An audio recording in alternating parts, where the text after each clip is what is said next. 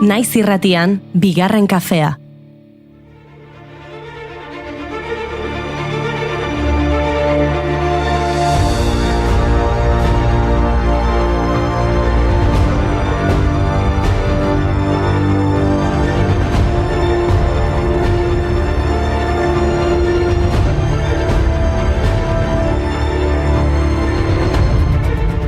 Egunon eta ongi etorri bigarren kafera. Gaur kafea gure inguruko futbolzalei eskaini nahi diegu, gure FIFA maitei, gure jokalariei, baloiaren atzetik dabiltzan neskato eta mutikoi. Gaur, maiatzak 25, futbolaren mundu eguna da. Zorionak, Xabi. Nazio Batuen erakundeak sortu zen eguna duela pare bat urte. Antza denez, futbolak oro har bakea eta garapena lortzeko duen garrantzia aitortzeko. Eta pertsonen eta komunitateen artean errespetua eta tolerantzia sustatzeko. Maiatzaren 25 aukeratu zen eskualde guztiak ordezkatuta egon ziren historiako lehen nazioarteko futbol txapelketaren mendeurrena betetzen delako. Parisen gertatu zen 1924ko udako Olimpiar Jokoen esparruan. El deporte reyes, corazón de obrero, no es solo un balón entre dos porterías, es una afición que llora de alegría, no queda obsoleto desde la Pangea. ¿De quién habrá sido esta super idea? 20 jugadores con sus dos porteros, que algunos todavía llaman arqueros. El calor de la gente impacienta el ambiente que pita el de negro. Me gusta el fútbol porque soy Dios en casa por un día, sentadito en mi sofá, veo la Champions y la Liga, no quiero... Entzuleok abestioni buelta emateko gai izango garen ala ez daukagu oso ziur, baina, zego juri. Bueno, entzule baten laguntza izan dugula bestia aukeratzeko. Besarkada bat gure entzule horri. Gogorra. Tira, aipaditzagun futbolaria. Gaurko gunez jaiozen Isidro Langara, 1912an haurtzaroan doainen pasa eta bertan hasi zen futbolean. 30ean Real Oviedok fitxatu zuen eta ara joan zen. Baina Gerra Zibilean Eusko Jaurlaritzak antolatuta Euskal Herriko futbol selekzioarekin turra egin zuen Europan eta Ameriketan. Berarekin aritu zen Emilio Emilin Alonso Larrazabal Getxon jaioa urte eta egun berean. Gerra Zibilean Gudarako fondoak biltzeko sortutako aipatutako futbol selekzioan parte hartu zuen, baina ondoren Mexikon erbesteratu zen. Eta nola ez gaur urtebetetzea ospatzen ariko den Oier Sanjurjo ere aipatu behar dugu, zorionak, Oier. 1986ko maiatzaren 25ean jaio zen Lizarran, atzelari edo erdilari lanetan aritzen zen eta Osasunako kapitaina izan zen. Egun, Nafarroako ikastolen elkarteko lehendakaria da 2025etik. Del gato y el ratón, tus mejores años, clandestinidad, no es muy difícil claudicar, esto empieza a ser un laberinto, ¿dónde está la salida? Estás asustado.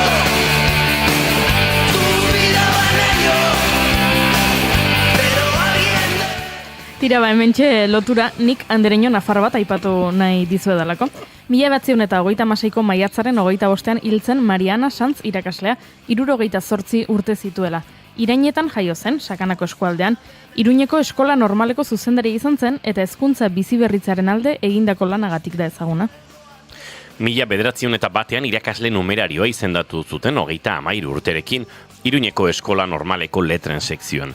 Urte batzuk beranduago 1906an eskola normaleko zuzendari izendatu zuten, hezkuntzaren berritzearen eta emakumearen askapenaren alde lanean hasi zen orduan. Bere zuzendaritzapean oinarrizko eskola normala goi mailako eskola bihurtu zen eta hezkuntza erreformak ezarri ziren katedra berriak sortzeko euskarakoa. Besteak beste, korronte pedagogiko berriak ere sartu zituen eskola berriaren hildoan, Montessori metodoa eta gorputz hezkuntzako metodo berriak bezala.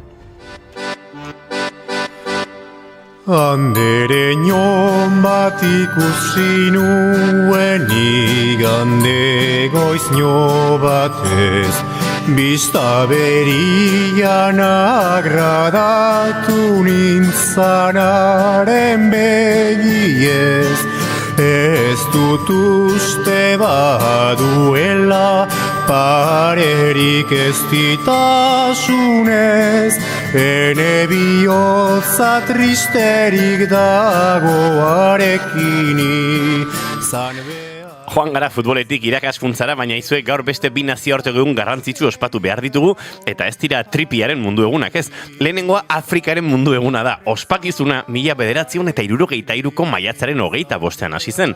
Afrikako estatuetako 32 buruzagi Addis Abeban bildu zirenean, Afrikako batasunaren erakundea osatzeko. Gaur egun Afrikako batasuna da. Egun hori garrantzia handikoa izan zen beraz, egun ofizial izendatu zuten. Bere helburu nagusia dekolonizazioa bultzatzea zela finkatu zuten, baita Afrikako askatasunaren borrokalariak babestea ere, armak, finantzak eta bolondresak eta entrenamenduetarako lekua eskainiz. Herrialde kolonizatzaileei estatu hauen aire espazioa istea ere proposatu zuten. Estatu buruei eskatu zieten Hego Afrikako apartheidaren gobernuarekin harreman diplomatikoak eten eta zigorrak jartzea. Eta kezka azaldu zuten Ameriketako estatu batuetan bizi zen arrazakeriaren inguruan ere. Thatha luthando lolwakho thatha inhliziyo yakho suyiphathe njengeqanda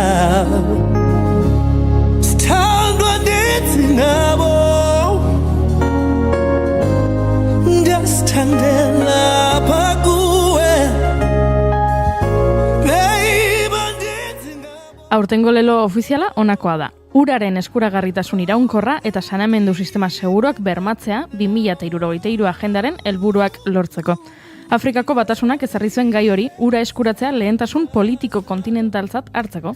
Horretarako sortu zuten Agenda 2063, The Africa We Want, plana deritzona. Panafrikarren batasunaren autodeterminazioaren, askatasunaren, aurrerapenaren eta oparotasun kolektiboaren aldeko bultzadaren adierazpen zehatza. Horretarako, dio erakundeak, beharrezkoa da lehentasuna ematea garapen sozial eta ekonomiko inklusiboari, integrazio kontinentalari eta erregionalari, gobernantza demokratikoari, bakeari eta segurtasunari besteak beste. Etorkizunera begirako plan horretan toki garrantzitsua hartu du AFSAK, Afrikako Espazio Agentziak, kontinentean urtero $20 milioi mugitzen dituen eta 19.000.000 pertsonari lana ematen dien sektorea dinamizatzea du helburu. Zure mapa galaktikoan dena prestau agurra zalantza eta egia nabeak piztu dira.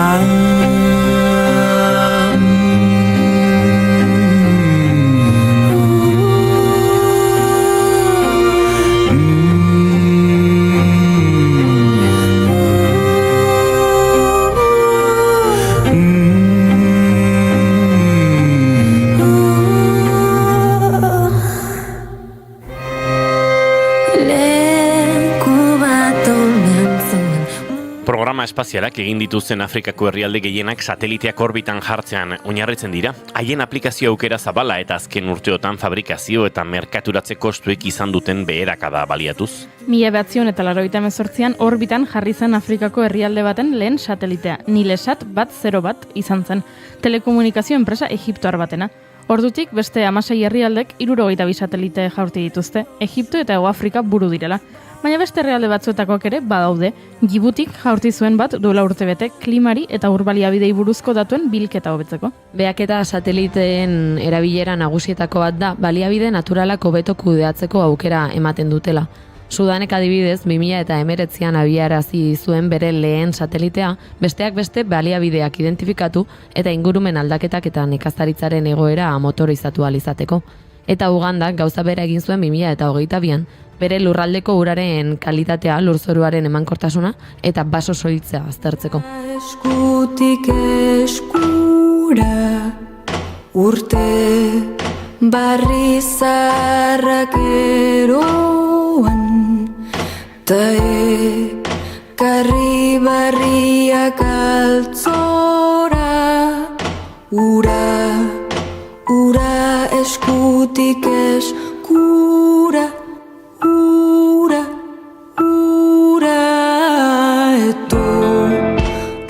Eta espazioan jarraituko dugu. Skywalker familia, Obi-Wan Kenobi, Palpatine, Padme, Han Solo, Chihuahua eta horiek guztiekin. Izan ere, gaurko egunez, 1977an estreinatu zuten Star Wars sagako lehen pelikula, Star Wars laugarren atala, itxaropen berria. Ez dut sekula ulertuko film hoien kronologia. Laugarren atalarekin hasi zen, gero 2 hamarkada beranduago lehenengo atala izeneko pelikula bat estreinatu zuten, haze nolako zorabioa. Ba begira, gaur pelikula honen omenez, arrotasun frikiaren mundu eguna da. Ja.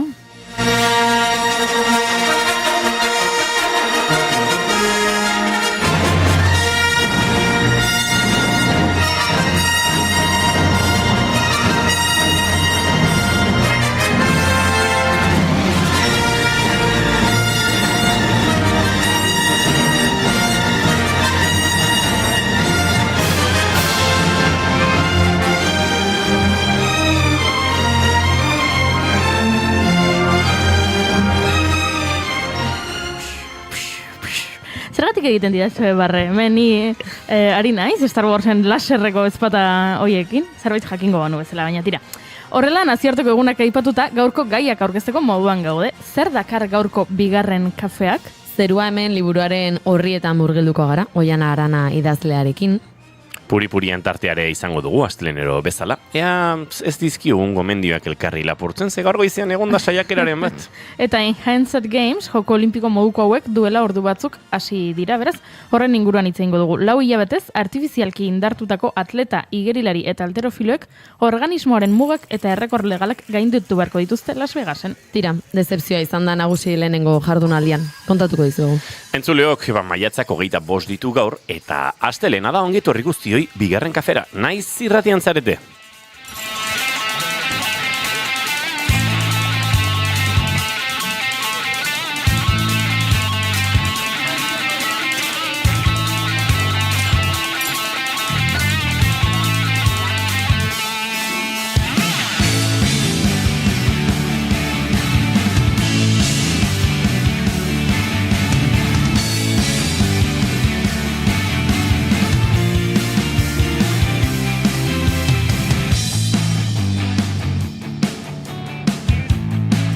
Entzuleok, zuekin Jun Erromateti Ibarguren, egunon? Egunon.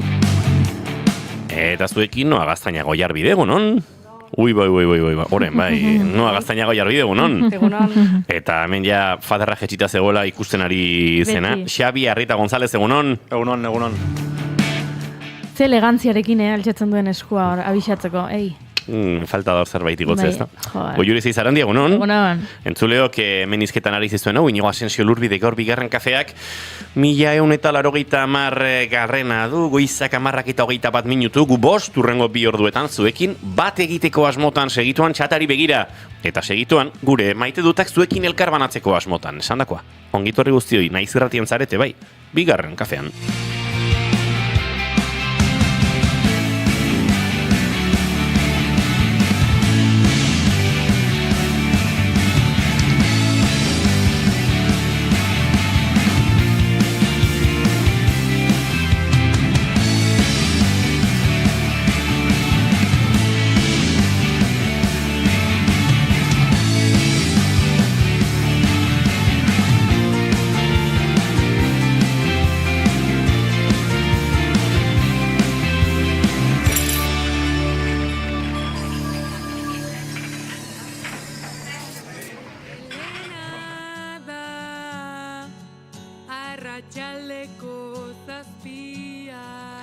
Ze Junet eizu gustatzen? Ez, bapatean, astelen goizak da, ez da? Bai. Eska, malenen ahotsa bapatean entzutea harritu nago.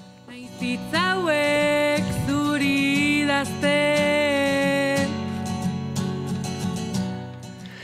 Ba horixe, egun hon, bizizeate galdetzen du Gorka, kostiralean zure besarka da faltan botan hon inigo, eta nora joan zinen Gorka. Egia da, gauza piloa jaso bar genuela topik antzokien esan ezinen kontzertuaren ostean, eta gurtu nituen hor azkar batean batzuk, baina faltzeko orduaren mugan genuen, antzokia ustutzeko ere bai, eta ikusi genuenean eneritz Arantzabeia, nireren bizkia merchandisinarekin eta moldatzen zela trastea jasotzera joan nintzen Gorka, ikusi zintudanan urrunean, baina pena. Nere maite duta da, asteburun, ze ona, ostiralen esan ezin, ikusi dudan kontzertu honena dio Gorkak. Larun batean Azpeitian elektrotxaranga txapelketa herrikoia eharra atzo, igande Alkizan naturaren doinuak jaialdian, ze polita. Ta Julen Alonso egontzan, eta ze emozionantea.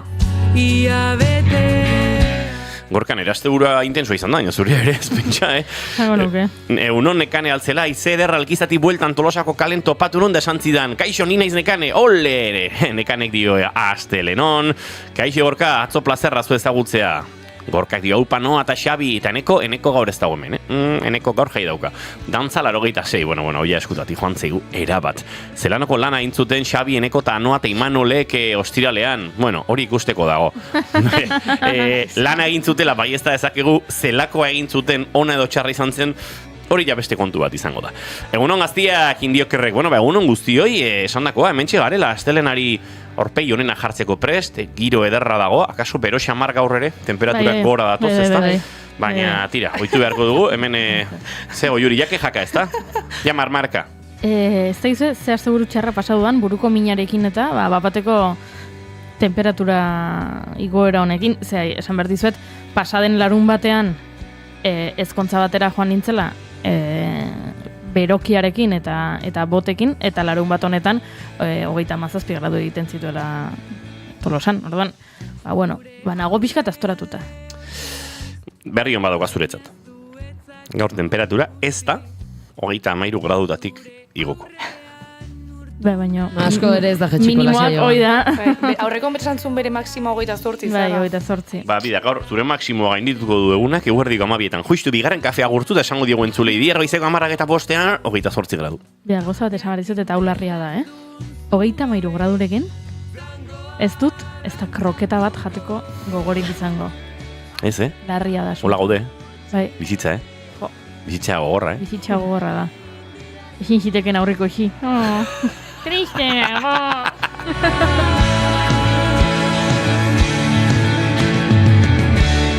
Tira, maite dutekin egingo dugu bidea, hemen, zer dien diokerrek, etzinean pasa Gorka, nola, Arraguako jaietatik etzinara pasa, denerako etzina eman Gorkari, Arragua oihartzungo auzo bat da, eta Gorkak dio, danetara ezin oihartzunean garraio jarri, bestela nola joango naizenik, claro, Gorka garraio publikoan Euskal Herritik barrena kultura konsumitzen dabil. Garraioa badago, justo Arraguara, oihartzunen dagon topo parada bakarra Arraguan da, eta ez hartu oihartzungo plazara juteko asmoa balin badukazute, kilometro batzutara geldituko zate. Gorkak erresa dauka Urretxutik Donostiraino aldiriko trenetan, han paseotxo bat eman, eta Eusko tren hartu Arraguaraino. Perfecto. Nik uste du Gorka 3 ordutan dantzarela. Alegia, guk Madrilen Sahararen alde jotzera taratu genuena, zuk Urretxutik Arraguara taratuko zenuke. Baina, baizu, ondo. Bai, giro edarra zegoen. June, zure maite dut azin da? Nere maite duta da telesel batek ikartzen dizkitenean, igual noiz baitentzun da nituna bestia, baino kaso askorik egin ez dietenak. Eta orain, gehiago entzuten hasi naizenak, ze azkeneko astean pasazait pare bat abestirekin, adibidez Elton Johnen The Beach is Back abestia, batean aurreko astean ikusi nun telesaian atera zen asko gustatu ditzean, eta egun hauetan nahiko itxentzun dut. Eta hoxe da, nire maite duta motz-motz eta simple. Es difícil, pero vamos dando los pasos. Noa, zure maite dut azin da? Nire maite duta da asteburu hau. Larun baten jungina lagunak tani Antxontegerian ikuskizuna ikustea. Eta, egia esan plan polita izan zen, desberdina gaina. Eta, baita irtzai polita dela zure herriko pertsona bat, aspalitik ezagutzezuna ikustea, olako ikuskizunak iten. Eta, Tolosako jende asko zeon gainea, eta plana desberdina eta polita egia esan, eta jende asko ontzan. Eta gero, ganden jo nintzen, ondartzan pasan honeguna, eta super gustu egia esan. Nola bizi ematzuk. Xabi Arrita, zure maite dut azin da? Nire maite duta baino da anekdota bat, asteburukoa. Ados? Larun batean joan nintzen ama eta arrebarekin goizean erosketak itea, arropa armario pixka renovatu behar nulako, eta betiko gauza pasazan ez, ni joan erostea, eta denak boltsa batekin atera. Eta gure lehenengo misioak arragonukan, zala kamiseta beltz bat erosi, gutxienez bat, erostela 2. Atera ginen zapatia, galtza, kamiseta, baina kamiseta beltza esan etxera itxi. Ez genuen erosi. Baina, bira errexia dela kamiseta beltz bat, oza. Bai. Uste dut nire arazoa dela kamiseta guztiak beltzak diela. Jungian, objektibo batekin, kamiseta beltz bat, eta gero ja gainerakoak, eta erosi genuen gainerakoa, eta kamiseta beltzaik ez. Jo. Badakizu, esan ez zinen kamiseta beltza erosi. Ez dago taiarik. Ba, gehiatera pasko dia. Iritsiko da momenturi. Ni bili nintzen Sahara Festen Madrilen topatu nahian beltza etzen kamiseta bat, eta beltzak ziren da. Nik esango non beltza dela kolorea errexena aurkitzana, ez da? Bai, egon bazauten. Bai, vale. Egon bazauten baina ez genuen erosi. Bai, gero liatu egitezea eta... Bai, ez datu egiteke totuak zeatela, edo nola diagnostikoa. Hori aspaldi bai ez datu. Go, Juri ez eizarandia, zein azure maite duta? Ba, nere maite duta da, naiz eta bero itogarria zegoen atzo, ba, azkenean plan politia egiteko aukera izan nuela, eta ba, hori zen, nere maite duta, egin nuen plana, ezin dela kontatu, sekretua da, egin nuen plana politia izan zela, eta hori zen, ba, ezin da kontatu. Ba, gauza, esango izut, zure maite duta da... Erra maite duta. Maidu. Erdia, bale, barduan osatzeko esango dut, pixkat urduri nagoela, utzi ditu dalako bi margolari etxean, nire etxeko ateak eta margotzen, eta etortu behar dizuet, lehenengo aldia dela, horrelako zerbitzu bat kontratatzen dudala, eta nire etxean, eta bata eta beste. Eta orduan, gaur aritu naizela, goizean oso urduri ez nekirako nola jokatu. Hau da, joan naiteke lanera zuek hemen utzita, ez, bai, eskaini behar dizuet gosaria, badaukazute, gero zerbeza eskaintzen badizuet ondo, edo gaizki dago hori, zelanean ari zarete, dago urduri, kudeak eta honekin. Zaiti, inoiz gertatu. Eta orduan, orain etxean daude, eta gero joango naiz bisita egitea. Eta dakit. Ados.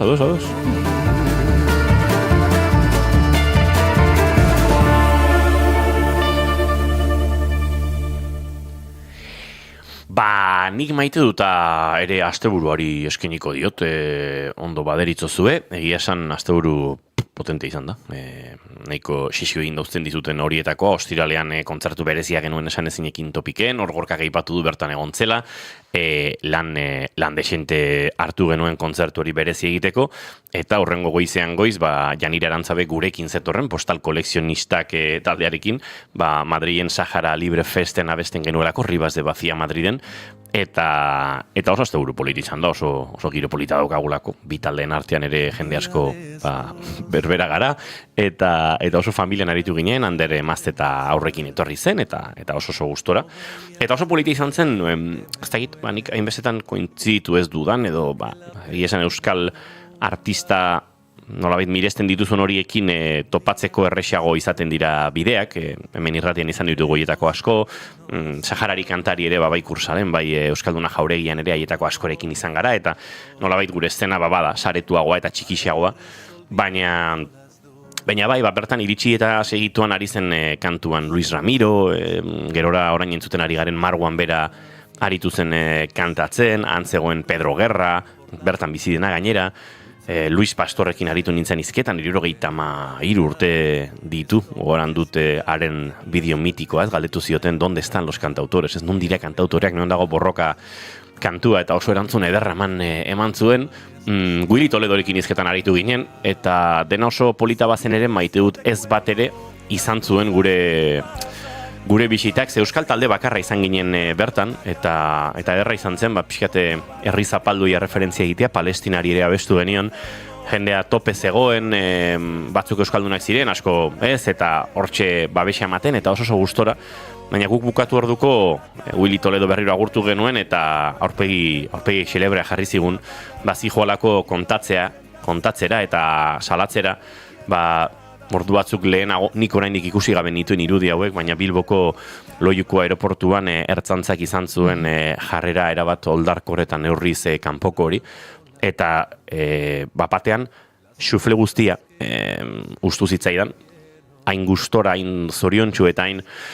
ez dakit nolabait euskal ordezkaritza ere izaten Espainiar estatuko artista mordoa biltzen zituen jaialdi handi eta eder horretan, eta Saharar askatasun aldarrikatzen zuen jaialdi horretan, eta bapatean zure poliziak, zure zergekin eta zure gobernuak, ez dakit nolabait elikatzen duen poliziak jipoitu izana, la flotillako edo, bai, ontzidiaren kide horiek, izan zen Jesukriston zaplastekoa, urren gorduetan irudi gehiago ere ikusteko aukera izan dugu, izan dira honen inguruko nahikoa salaketa, sare sozialetan ikusi dugu, manifestazioak izan dira, baina bai, nire maite dut eza zergatik sentitu behar dugun bai etxean eta bai etxetik kanpo lotxatuta gure poliziarekin eta jaurlaritzaren jarrerarekin, eta batez ere pixka bat gauza normaletara joan da.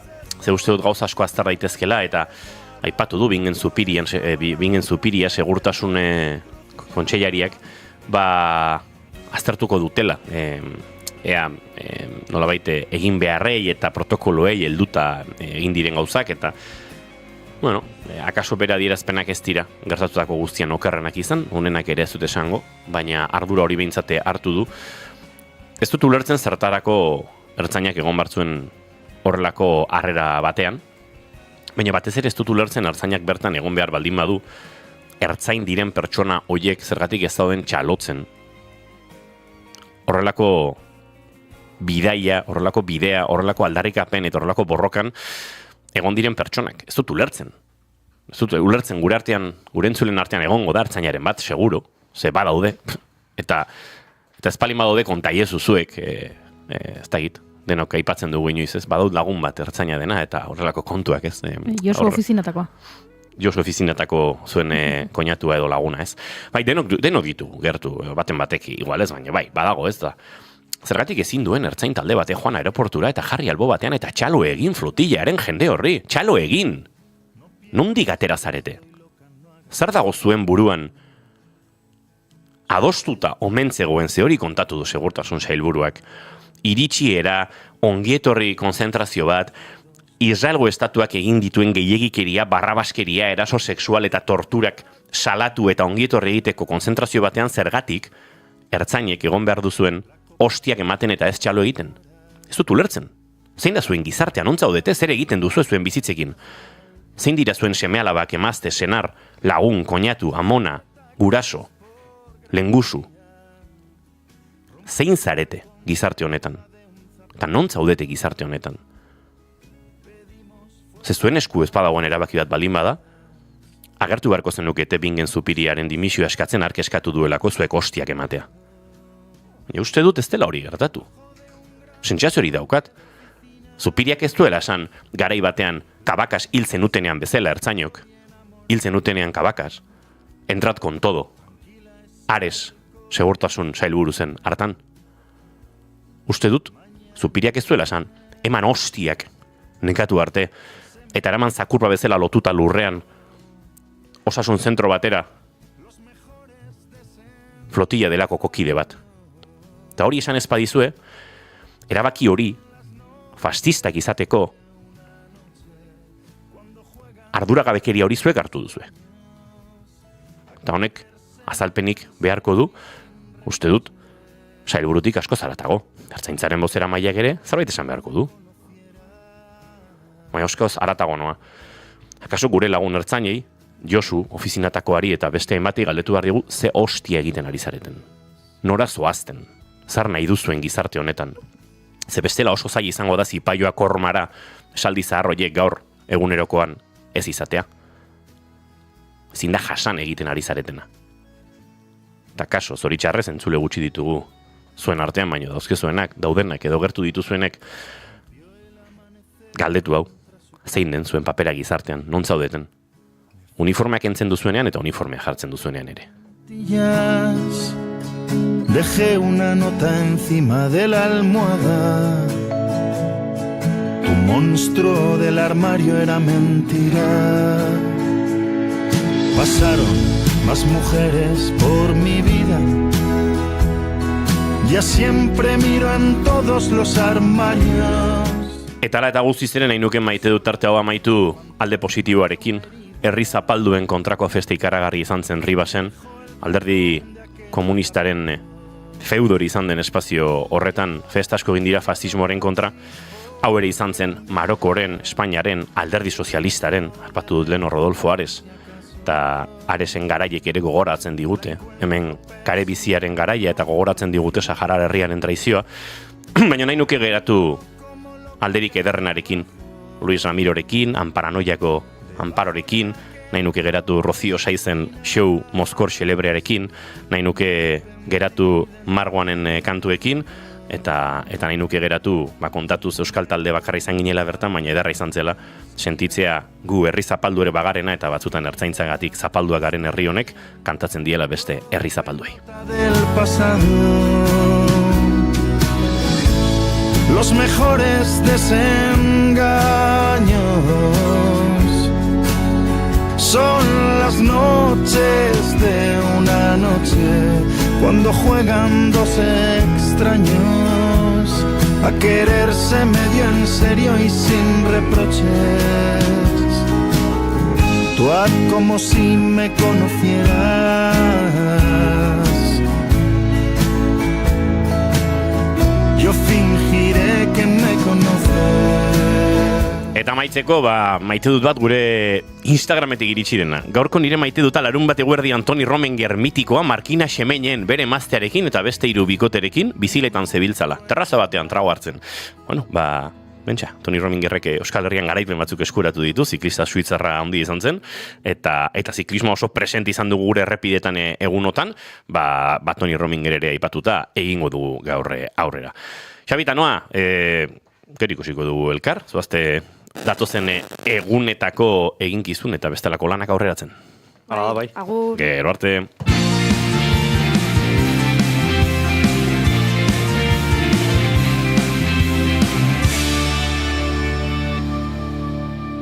Bigarrenak ez direlako beti okerragoak. Bigarren kafea. Naiz irratia entzuten ari zara. Bilbo aldea, 92.2. Gasteiz eta Arabako lautada, 91.5. Donosti aldea, 93.8. Gernika, 96.7. Leitza, 95.1. Bortziriak, 103.1. Urola, 91.8. Goierri, 102.2. Legazpi, 94.6. Naiz irratia.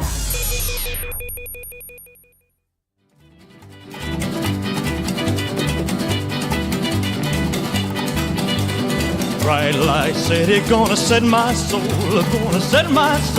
on fire.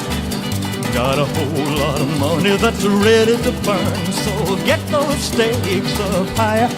There's 1,000 pretty women waiting out there. They're all living the devil may care, and I'm just a devil with love to spare. Badago leku bat non dopina ez den izkutatzen, ospatu egiten den. Badago leku bat non kirol prestakuntza entrenamendutik haratago doan. Badago leku bat zeinetan sariak ez diren dominak, milioiak baizik. Nola ez, leku hori Las Vegas da. I wouldn't sleep a minute away. Oh, there's blackjack and poker and the roulette wheel. A fortune won and lost on every day. Duela ordu batzuk hasi dira Enhanced Games deituriko kirol probak.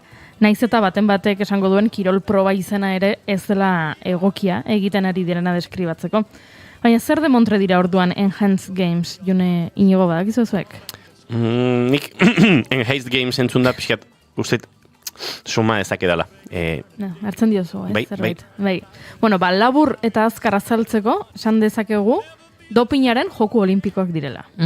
Luzeago azalduta, izango litzake, joku hobetuak, ingelesez Enhanced Games, nazioarteko kirol ekitaldi bada, non atletek ez zuten droga probarik izango, eta are gehiago, sustatu egingo den, errendimendua hobetzen duten sustantzien erabilera. Hori bai, sustantzia horiek FDAk, hau da Amerikako Estatu Batuetako drogen federazioak homologatutakoak izan behar dute, eta medikuek gainbegiratuta erabili behar dira.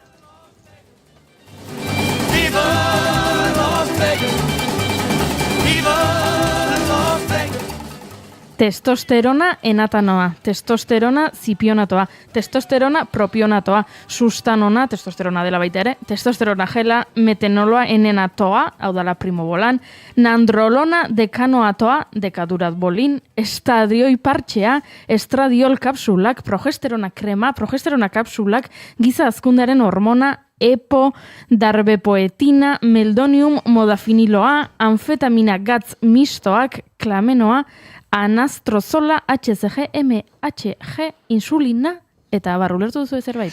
Ez. Bueno, ez.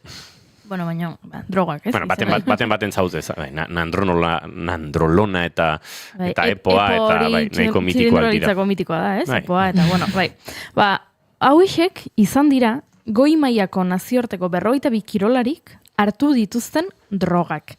Bereziki atletak, korrikalariak, igerilariak eta alterofiloak izan dira. 30 gizon eta 12 emakume. Ez da drogetan ere, ez dago parekotasunik. Ez hemen ere arrakala, Abu Dhabiko luxuzko hotel batean egon dira 25 astez, dopin hau ingurune kontrolatu batean probatzeko. Hauxe dio Guido Pelaez doktoreak, irakaslea eta kirol kardiologo eta sortzetiko kardiopatiako kardiologo nabarmena denak. What's important to understand is that the Enhanced Games are not just a sports competition with an event every year. It's a scientific program. We're doing a study here.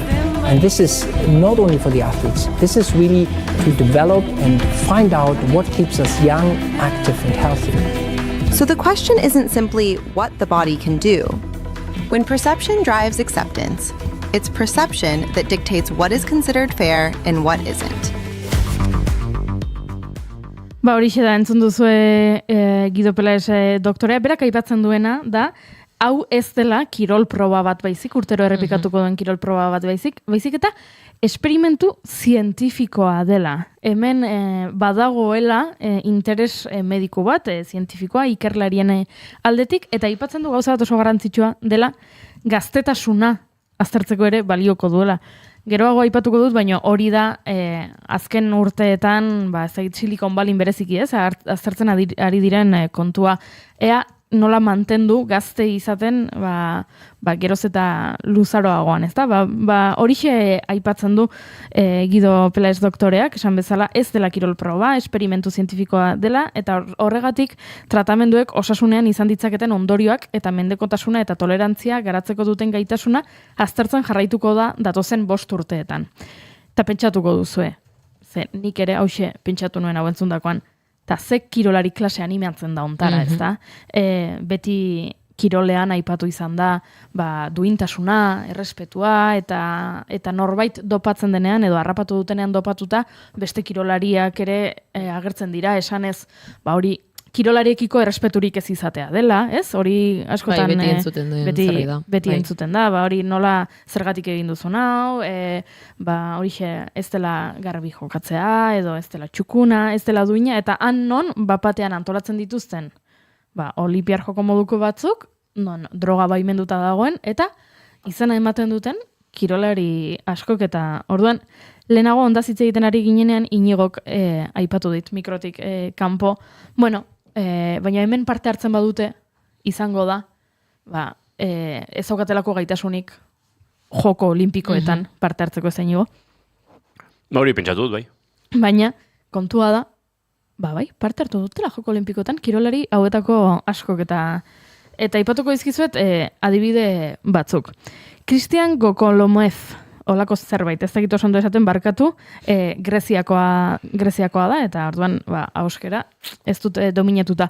4 joko olimpikotan aritutako veteranoa da, Londres 2012, Rio 2016, Tokio 2020 eta Paris 2024 bihurtu da joko hauen antolakuntzaren ikur nagusietako bat, eta hemen aipatu behar da, ez soilik, ez dutela erabili soilik, lehen aipatu ditugun testosterona, epota gauza hauek, baizik eta baimendu dituztela baita ere, beste mota bateko hobekuntzak adibidez, bainu jantzi hauek 2009an Joko Olimpikoetan debekatu zituztenak, azkarrago igeri egiten laguntzen zutelako, hoiek hemen naiz eta zirkuito ofizialetan debekatuta egon, erabili izan dituzte, eta bainu jantzi hoien horrela, ez dakit, promotoretako bat izan da Christian Gekolomoev.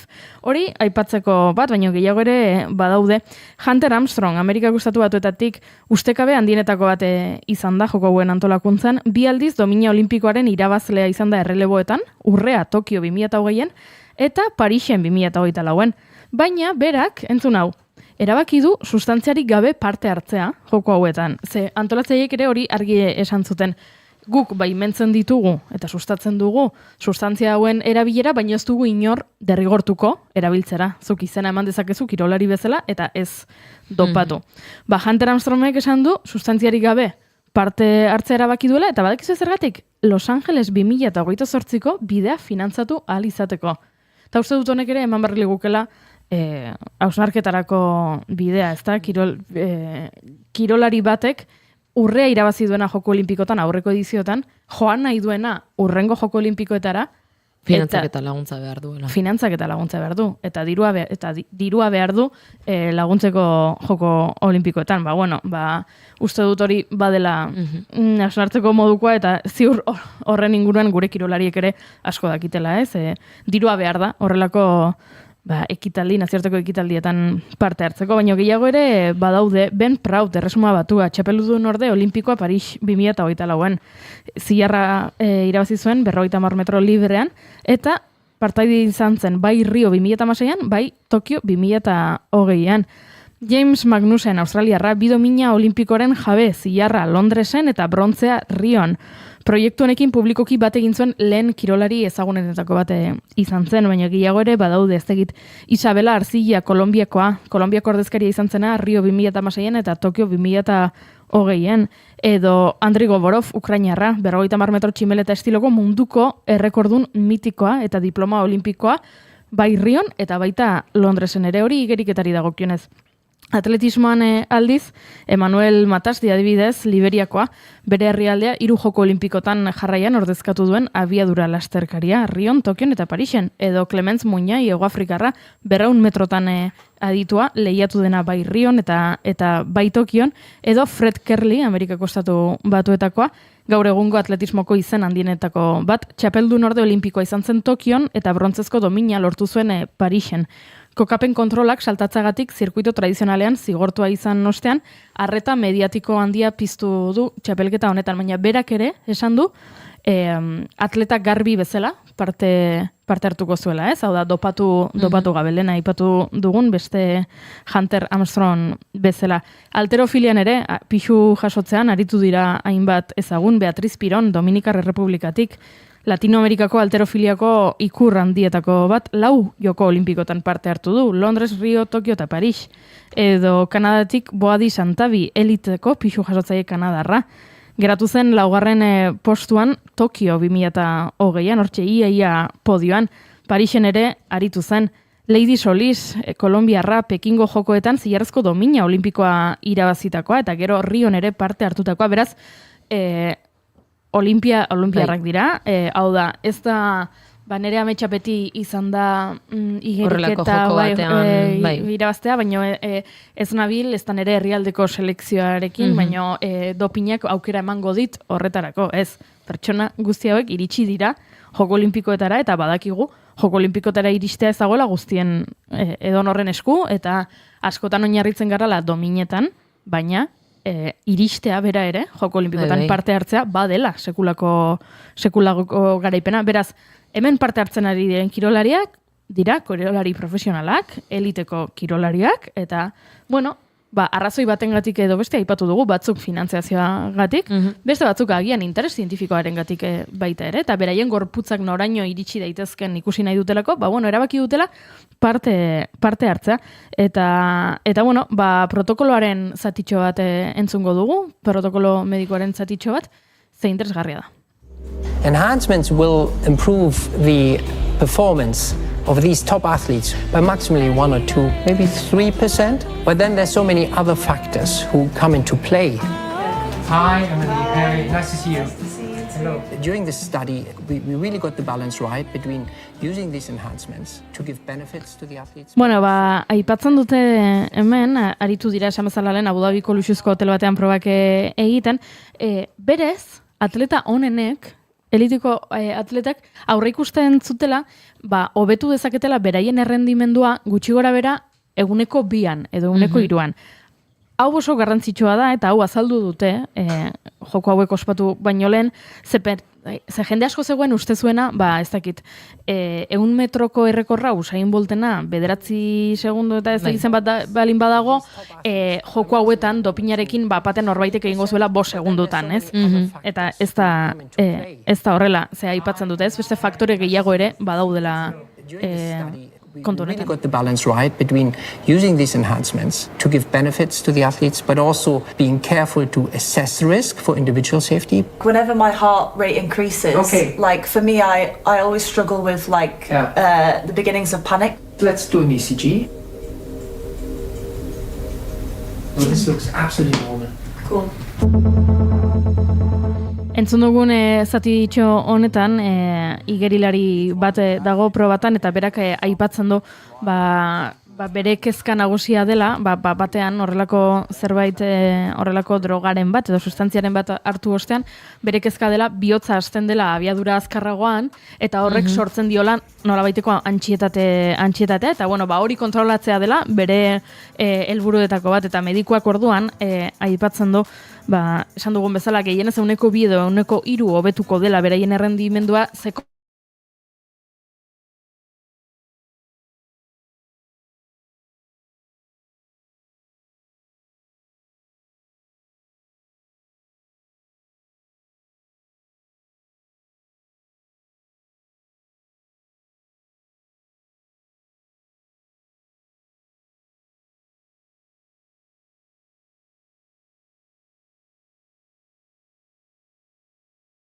dopinaz pentsatzen dugunean, eskandalu ez pentsatzen dugulako. Dopina hitza entzuten dugu eta zer etortzen zaizue burura. Txirrindulariak, kanporatuak izan direnak, Frantziako Turretik. Kameren aurrean negar egiten duten atletak. Kendutako dominak, hori ere gertatu izan delako, harrapatu dugu, eta ala, zuk buruzko domina zenuen herrion, baina kendu egin behar zaizu. Behar izatea, eta... Hori da, hori etortzen zaigu burura, baina kontua da, Enhanced Gamesen sortzaileak, beste zerbait esaten dutela, bereiek esaten dute, arazoa ez dela dopatzea. Arazoa dela gezurra esatea. Proiektuaren atzean Silicon Valleyko inbertitzaileak daude, gehiago bizitzearekin, gutxiago lo egitearekin eta giza gorputza jakeatzearekin obsesionatuta dagoen jendea. Mugimenduak izena badu biojakina, eta azkeneko urteetan sekulako arrakasta lortzen ari da. Kaloria bakoitza, hormona bakoitza, lordu bakoitza monitorizatzen duten pertsonak, 10 vitamina eta gehigarri hartzen dituzte egunean, gorputza, software bat balitz bezala hitz egiten dutenak, ez? Ikusi ditugu, bereziki Silicon Valleyn daude, eta beraiek aipatzen dute, nik hartzen ditut 3 vitamina, lo egiten dut kamera hiperbariko, ez egin dola esaten den, hiperbariko batean, eta horrelan ere rendimendua hobetzen da, eta horrela azala daukat legunagoa, eta ez dut alkoholik edaten, eta baino jaten ditut egunean ez dakitzen bat fruta baino soilik eguzki argitan nagoenean, eta ze horrela, ziur 100 urtetik gora pasako naizela. Hori da biojakina, eta hori da, honen atzean dagoen guztia. Eta Enhanced Games oso ondo egokitzen da filosofia horretara, ez? Badituzu kirolariak, punta-puntakoak, beraien errendimendua mugara eraman nahi dutenak, eta badago publiko bat interesa duena horretan, eta beraz, badago publiko bat dirua inbertituko duena, edo behintzat kontsumitzaile potentzialak direnak, ez dakit eta salduko diezunak, vitaminetatik hasi eta eporaino. Darling, just dive right in, follow my lead. Well, I found a girl, beautiful and sweet. Tarduan zer gertatzen da, galdera bihurtzen dela, ezagit, osasun arlotik aratago joan da, galdera filosofiko, ez? Zer ikusi nahi dugu, kirola ikusten dugunean? Talentu naturala miretsi nahi dugu, disiplina ikusi nahi dugu, baldintzeetan, ezagit, nolabaiteko parekotasuna, edo zerbait berezia ikusi nahi dugu. Ikusi nahi dugu, ezagit, mugaraino bere gorputza eraman duen kirolari bat, ikusi nahi dugu zerbait horrela extraordinarioa, ez? Gure egunerokotasunean ikusten ez duguna, horra iran utziko dute zitute erantzungo galdera horiek, baina galdera filosofo horiek mai gainean daude. Eta orduan zer gertatu da? Duela ordu batzuk ospatu direla Las Vegasen aipatutako Enhanced Games hauek. Eta zer gertatu da? Pixka decepzioa esango dizuet, Ze aurre ikusten zen, aipatu zuten antolatzaiek, munduko errekor bat, marka bat hausten zuen bakoitzarentzat, kirolari bakoitzarentzat, $1,000,000 egongo zela. Eta bestela, lehenengo postuan iristen zirenentzat, $250,000. Nahiko merke atera zaie, ze soilik munduko errekor bat haustea lortu dute. Niretzat, ezakit espero zuten, ezakit, nik uste ere hasiera batean izan zela, nik entzun nuenean hau inbertzela esperao zen edo, batean errekor guztiak hautsiko zituztela, edo parte hartuko zituzten denak hautsiko zituztela, ezakit. They get past the 25 Proud, still in control. Kolomev coming now. That world record, 20.88. They're stroke for stroke. Proud, Kolomev, Proud world record. 20.88 record. New world record. Christian Kolomev, 20.81.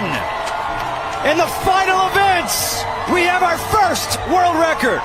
Oh, forget Ted DiBiase. We've got a $2 million man. He wins $1 million last year. He comes to the Enhanced Games and he sets it again. We're another $1 million.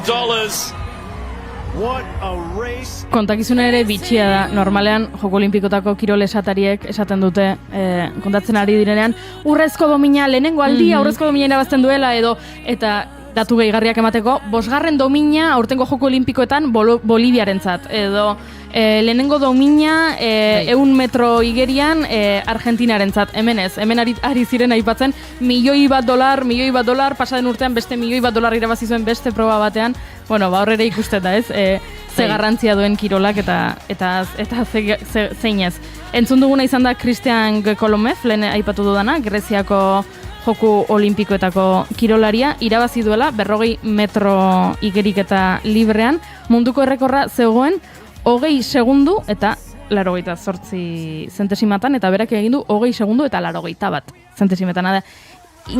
Hortxe, baina irabazi du, hori bai, rekor hauek ez daude ofizialki ez dira onartuak izango, ez Joko Olimpikoetako agintariengan, ez munduko normalan bezala, ez rekorretan, ez, baina tira, irabazi du, eta izu, $1,000,000. Eta gero beste batzuk, oso geratu dira, igeriketan bereziki iruditu zait, korrika ez da hainbesteko aldea, ez dute hainbesteko hobekuntza lortu, baina igeriketan bai, eta gustatuko litzaiak entzutea beste bideo bat, Ben Proud kirolariarena, geratu dela oso gertu munduko errekorretik, gizonen 50 metro Tximeleta.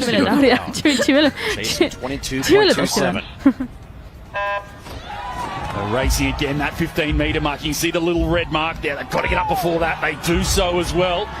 So Govorov off to a slower start, and it's Proud in front. Looking really strong. Ben Proud, his personal best, 22.74. And now it looks like Govorov is caught up. Govorov coming home strong, 22.27, the world record. It's going to be so close on this, 22.32! Ben Proud wins it at 22.32.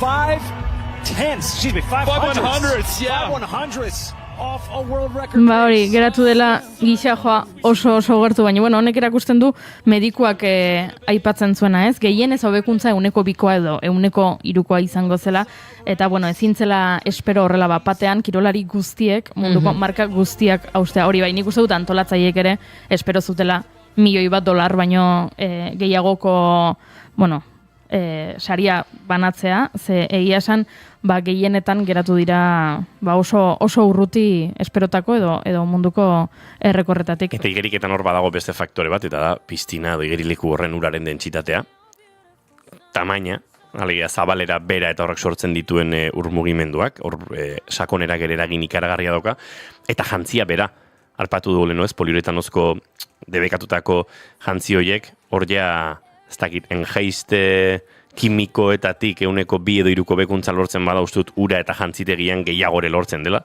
eta hortik, igual pixka bat gehiago lortu dutela, ere, akaso horregatik igeriketan gertuago egon dira errekorroiek edo lortu dira errekorroiek eta beste espazio batzutan, ez? Bai, alterofilian ere, espero zen baietz, lehen aipatu dugune izen horien artean batzegoela Beatriz Piron, Dominikar Errepublikakoa, berak egon dela, 4 joko olimpikoetan egon dena, eta baino ez du lortu, berak ere, bere, errekorrak gainditzea, eta batzegoen baita ere ikusmin handia sortu duena, Thor Johnson, hau agertu zen Game of Thrones telesailan The Mountain parte hartu du.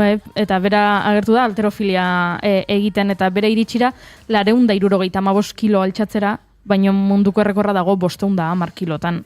Bastante dago, 475 kilotik 510 kilotara. Orduan, zer gertatu da, pixka decepzio nagarria izan dela, pixka bat horrela... Bueno, inbertsorentzat ez hainbeste ez. Ez dut uste. Poltsikoak behintzat beteta gelditu dira. Bai, eta uste du jende asko aritu dela jarraitzen, eta Las Vegasera ere jende asko joan dela gauza hauek ikustera, online ere streaming bitartez jende askok jarraitu duela, baina gero egia esan kirolaren ikuspuntutik, bai. Jarraitzen dugu ikusten, ez dela izan inolako balentriarik beste jokoetan ez duguna ikusi, hori bai. Orain jendea galdezkari da. Honek ze esan nahi du. Hauek gutxi dopatu direla, edo benetako joko olimpikoetakoak asko dopatzen direla.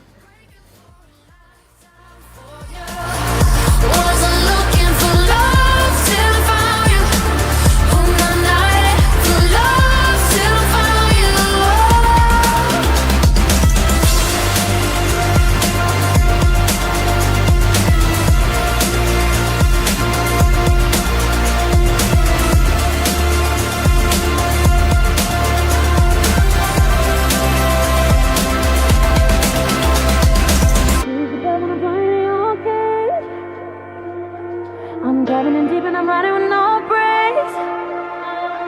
I'm bleeding, you love me, swimming in my veins. You got me now. Been waiting for a lifetime for you. Been breaking for a lifetime for you. Wasn't looking for love till I found you. Oh, for love till I found you. Been waiting for a lifetime for you. Been breaking for a lifetime for you. Wasn't looking for love till I found you. Goizeko 11:06 minutu entzuleok, aurrera goaz, bigarren kafean hemen naiz irratien.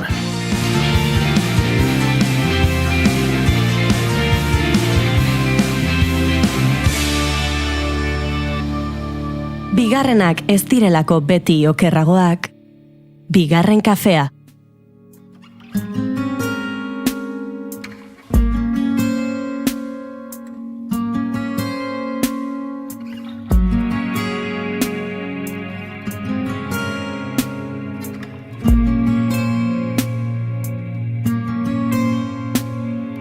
Gaur martxoak 18. Arbola koritzen doaz eta urtsu dator erreka, berrabiarazi dezagun gure azken elkarrizketa. Hala dio Nerea Ibartzabalek idatzitako poema txikiak zerua hemen izeneko liburuaren sarreran. Elkarrizketen oroitzapenek, bizitakoaren memoriek eta sentimenduek bete baitute Oiana Aranak martxoan argitaratu zuen liburu berria.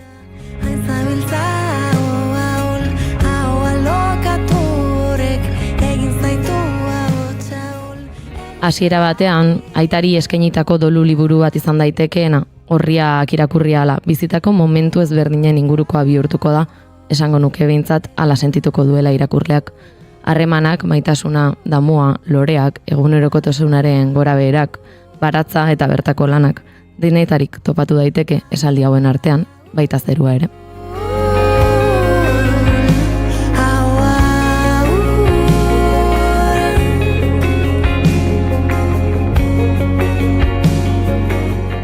Agian arkatza idatzi beharreko, baina ziurrenik boligrafoz edo ordenagailuz idatzitako poesia liburuaren inguruan hitz egiteko gogoa genuenez, eta 74 poema hauen artean murgildu nahi genuenez, gaur bigarren kafea etorri da Oiana Arana Kardenal, egun honetan etorri. Egunon, eta eskerrik asko gonbidapenagat. Oiana, hemen badaukagu normalean sarrera egiteko galdera pare bat duela urtebete etorri zinen, eta errepasatzen egon naiz. Bi galderak erdizka erantzungo zenituela izan zenuen eta bi galderak erdizka erantzun zenituen, baina nik momentu batez zure liburura itzuli nahiko nuke, ze 6. Bada momentu bat dolu oharrak dagoen poema batean, 6. oharrak dio, ni hiltzen naizenean nolako agurra egitea gustatuko litzaidaken galdetu didate. Lehen kapaz nintzen horri buruz berba egiteko, orain ez, oraindik ez. Eta orain, ze bigarren kafeak baditu, bi galdera eta horietako bat hori da. Eta ez dakit, hemendik ateratakoan idatzetako ohar bat izan daiteken, horri inguruan bueltak emanda izan daiteken, ze bigarren irakurra aldian konturatu nintzen guk galdera hori egiten dugula, eta izan daiteke hortik ateratakoa. Bai, hain zuzen ere autobusean idatzen nuen, ni Tolosara etorri nizen aldira autobusean etorri naiz bigarren kafera, eta autobusean idatzen nuen bigarren kafeatik bueltan ohar hori, eta geratu zen hor, orduan, badago zuei egindako keinu bat ere liburuan ez, ematen du ezetz, baina gero bizitzak beste leku batean jartzen gaitu askotan. Orduan, presnago, galderei erantzuteko, orain dela urtebete erdizka erantzun manituen, gaur beste erdia erantzuten badut, nahiko izango da. Horiek goiurik egingo izkizu eta sartuko gara gero liburuan. Entzulei gogoraziko diogu, zein diren gure bi galdera ofizialak, lehenengoa da, orain etorriko balitz, zinema zuzendari bat, eta esango balizu, zure bizitzari buruzko pelikula egingo duela, baina ezin duela kontatu jaio zinenetik orain artekoa, konta dezakela soilik zure bizitzako etapa bat, tarte bat, luzeagoa, laburragoa nahi duzuna, baina etapa zehatz bat soilik, ea ze etapa aukeratuko zanuken, gaur, pelikula batean islatuta ikusteko, hori da galderetako bat, eta bigarrena da, ea nola irudikatzen duzun, edo nola gustatuko litzaizuken izatea zure hileta. Oso galdera zaldak iruditzen zen. Bai, ez dira bat ere errazak. Egia esan. Berez erantzungo nuke nire azken pare bat urtetako bizitzaren pelikula bat gustora ikusiko nukela, baina nola jagindu da liburu bat horri buruz, igual gehiegi litzateke, orduan, uste dut haurtzaroa jasotzea polita litzatekela, haurtzaroko udarak jasoko balitu, igual pozik geratuko nintzateke. Eta hiletarena, ez dut asko pentsatu, egia esan, honen inguruan, baina, uste dut, gustatuko litzatekela izatea zerbait nahiko intimoa, eta ez izatea oso, nire inguruko jendeak eola burokrazia gehiegi eta buru hauste gehiegi ez izatea, ez joan behar izatea tanatorio batera, eta, lasai egotea, eta, triste egon daitezela, baina ospa izatela ere apur bat, nire lagunak izan behintzat. Oso ondo. Galderak orain ja ezerdizka, bain, guztiz erantzun da. Erabat erantzun da. Bai, Oiana, lehenik eta behin galdetu nahiko nizukela pixka bat martxoan aurkeztu zenuen liburua. 2 hilabete pasa dira ordutik nola sentitzen zea, nola junda dena? Egia esan, liburuaren idazketa prozesua nahiko gora beratsua izan da, edo fase asko izan ditu oso diferenteak elkarrengandik, eta egia da, bukatu nuenerako oso adiskidetutan nengoera liburuarekin, eta oso sentsazio polita neukala. Eta esaten nuena, nila lasai gelditu naiz honekin, orduan jendeari gustatzen baldin bazaio oso ondo, eta ez baldin bazaio gustatzen, nik hau egin nahi nuen, beraz, hauxe zen nekarrena. Orduan, sentsazio horrekin atera nintzen plazara, eta horrek eragin zidan lasai egotea, ere bai ez? Nire buruarekin lasai nengoen, edo apur bat egin nahi nuen horretatik nahiko gertu sentitzen nuen liburua, orduan lasai atera nintzen plazara, eta gero, azken 2 hilabeteetan, oso harrera goxoa izan duela iruditzen zait, jendeari oro gustatu zaiola, edo niri esan didatenek entzat hori esan didate, orduan, importa zeguna hori da, zehatzetik ibiltzen direnak, ez ditugun ez entzuten, orduan, egongo da, norbait ez zaiona gustatu, eta normal irudituko litzaidak ere bai, baina oso harrera goxoa izan du, oroar jendeari gustatu zaio, jendeak oso mezu politak bidali dizkit, orduan egia esan oso pozik nago, bai. nik esan behar dut, 2 aldiz irakurri nuela lehenengo asentada batean irakurri eta ez zitzadalako nahikoa eruditu, Malkoren bat edo beste ere erori zitzaidan,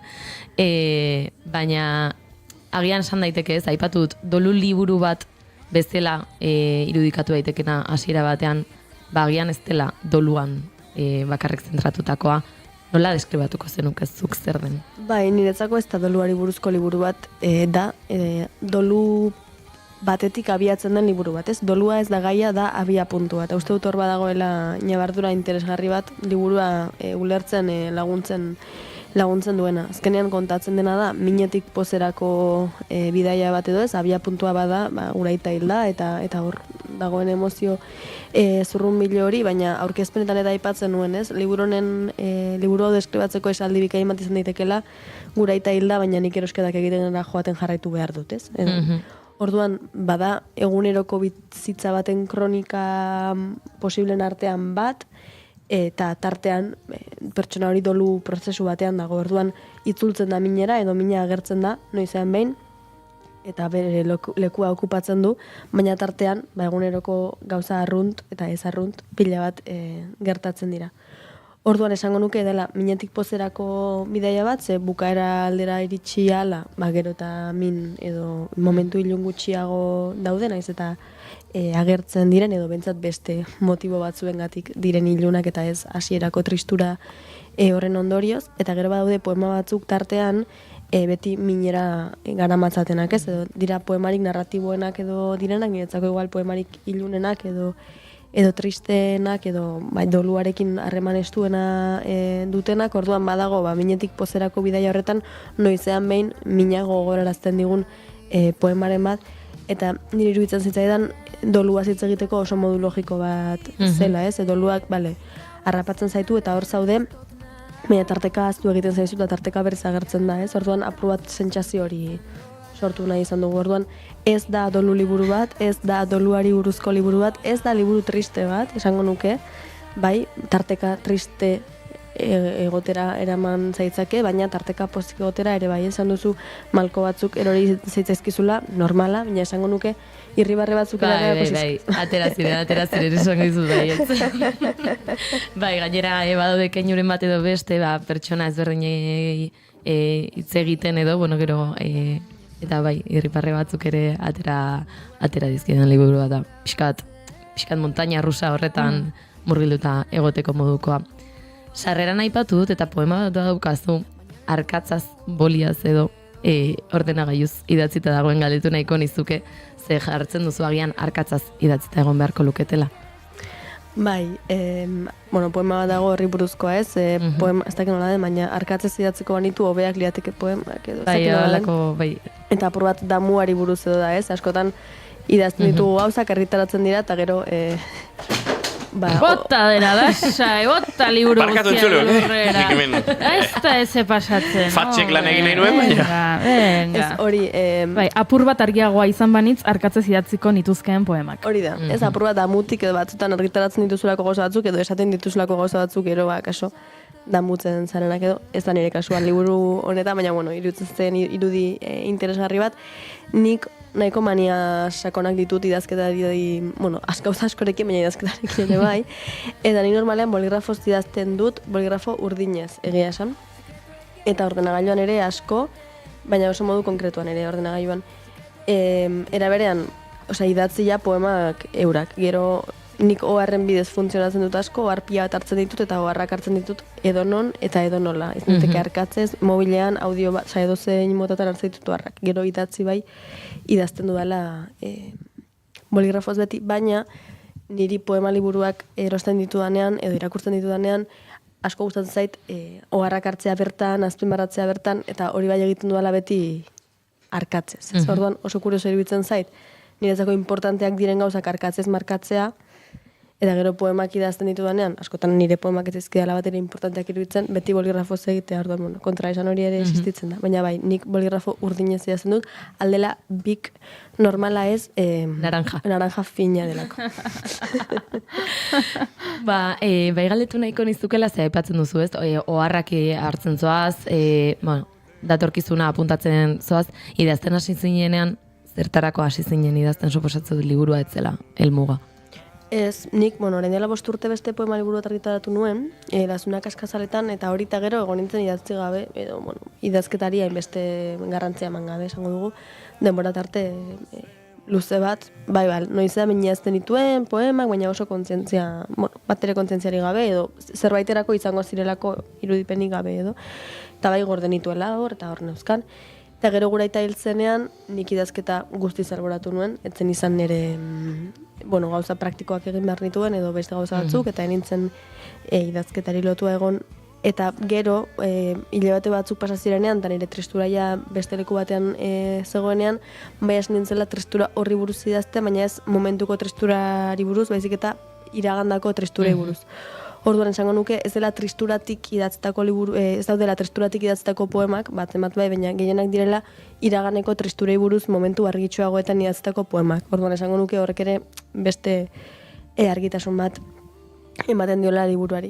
Orduan hasieran hasi nintzenean idazten batez ere neuzkan hori, ezurdura ematen dioten testu horiek, liburuari ezurdura ematen diotenak, edo apur bat tristeak edo tristurari buruzkoak diren poemak, baitaren eriotze ritualari buruzkoak, aitaren gaixotasunari buruzkoak, eta bar.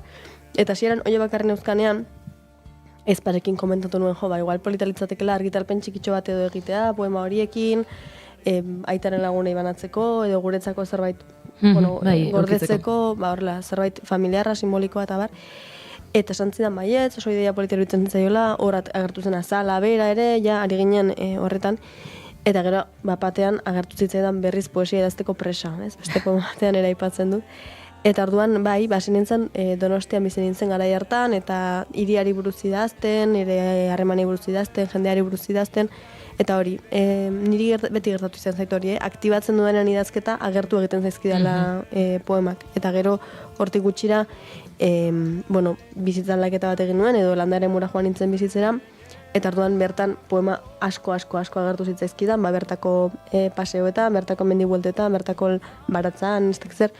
Eta orduan hainbeste poema geneuzkan, esan niola ezpari igual liburu bat izango da, jazte izango ez dara, eta orduan jarri ginen, etxango nuke, landaren mura biztera joan aurretik, iriko poemekin, eta orduan argitaletxearekin harremanetan hasi nintzen, eta bar, eta orduan joan ginen erabakitzen zer izango zen, zertarako, zenik hasieran hiriari buruz eta doluari buruzko poemak neuzkanean, joan nintzenean Leireren gana, argitaletxeko editorearen gana, santzidan ondo, maitasunari eta eriotzari buruzko liburu bada, nintzen nintzen etxera, liburuarekin haserre, ezin da izan, ez da hau, ez dut hau egin nahi, oraindik hasierako fasea zenez, joan nintzen garatzen, eta beste liburu bat bihurtu da ez, eta lan handia izan da, azkenengo fasean ordenatzea, probat eman nahi nuen sentsazio hori edo nik sortu nahi nuen irudi hori nola sortu erabakitzea, eta ia bukaeran bidalinionean editoriari berak esan zidan, ez da,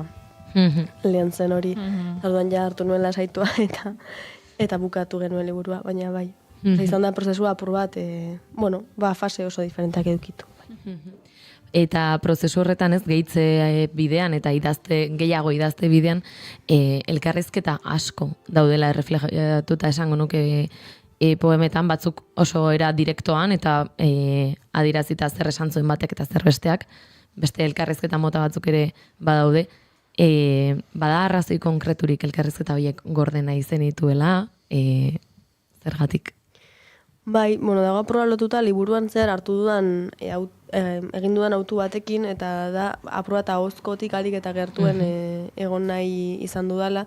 Zeruditzen zait poemetan, eta nik ere asko egin izan dut, erabiltzen direla hitz asko normalen ez ditugunak erabiltzen, ez? Edo jotzen dugula gauza oso handiak esan nahi izatera, eta horretarako oso hitz ponpoxoak bilatzera nik ere egin izan dut, baina egia da azken urteetan probat barrokismo horrek edo urduri edo jartzen nahi duela, eta orduan egin dut saiakera oso handi bat, nik erabiltzen ez ditudan hitzak, edo nik normal gutxi gora bera, edo formal ere izan daiteke, baina erabiltzen ez ditudan hitzak ezabatzeko alegin bat egin dut adibidez horrekin lotuta, nire ahozkoa edo nire euskalkia agertzeko alegin bat ere egin dut, eta zentzurretan elkarrizketak edo jendearen esanak behintzat agertzeko alegina egin dut. Iruditzen zaidarako poesian edo ez dela inbeste egiten hori, ez? Askotan jotzen dugula oso kanpo begirada figura horretara, eta liburu honetan ere badago argi eta nabarmen hori, baina iruditzen zitzaidan emozio tonalidade batera iristeko, edo emozio geruza batzutara iristeko beharrezkoa zela zerbait arinagoa, zerbait zuzenagoa izango zena gehitzea, uste dudalako beste leku batetik sartzen zegula ere irakurleoi gorputzera, eta bai oso modu kontzientean izan da hori. Daude, bueno, oharretara jo nahiko nuke berriro, ze bai izan da asko gustatu zaidan poesia bat, esango dizut. Eta 9. dio, Roland Barthes dolu egunerokoa irakurritzen baztenu gauzak ezberdinak liratekeela, eta gian pixka bat bueltatuko gara dolu horretara, ze azalduko zeniguke pixka bat eguneroko horren inguruan zer dagoen, zer kontatzen zuen berak. Jo, ez dakit irakurri duzuen Roland Barthesen dolu egunerokoa, euskaraz itzulita dago, oso itzulpen ona gainera, Daniel Sarriugartek egin zuen. Esango nuke, ez goratzen noiz argitaratu zen, iazkoago urte bukaeran edo lako zerbait, eta hor bertan aurkezpenan aipatu zuten Roland Barthesek berak aipatzen zuela doluari buruz ezin dela berba egin, ez bada oharren bitartez, eta da berak bere ama hil eta ordutik idatzitako eguneroko bat, baina eguneroko oso labur bat, eta oso oharren bitartez idatzitako eguneroko bat, aipatzen zuten bertan aurkezpenean nekien, baina txarteltxo moduko batzuetan idatzi zituela, eta gero topatu zituztela, eta egin zutela argitalpen. Orduan iruditzen zitzaidan oso logikoa ez, eta askotan aipatzen da gauza mingarri buruz, edo traumari buruz, edo doluari buruz, hitz egiten dugula oso modu desordenatuan, edo fragmentatuan, eta niri idazkera hori ere asko interesatzen zait, eta uste dut poesia egiteari badela hori ez, zerbait osotasun bat kontatzea, baina oso modu zatikatuan, edo oso modu aukeratuan. Orduan nik liburu hori irakurri izan manu, esaten dut, ezakitegea izango den, esaten gura eta hil bainoren irakurri izan manu, bueno, seguro nik enuke irakurriko, ze elitzaidak hainbeste inportako, esango du. Baina esaten nuen, igual idatzi izango nituzkela oarroiek, edo egin izango nukela dolu eguneroko bat. Ez dakit egingo nuken edo ez, niretzako egin dudan hau izan da niri logikoena egin zaidanan, nire dolu prozesuan, ez? Esan dudan bezala, nik tristen nagoenen oro harreztut idazten, bai tristurari buruz gero, momentu argitsuetan. Eta uste dut hori izan dela nire tristurarekin edo doluarekin adizkidetzeko izan dudan modua.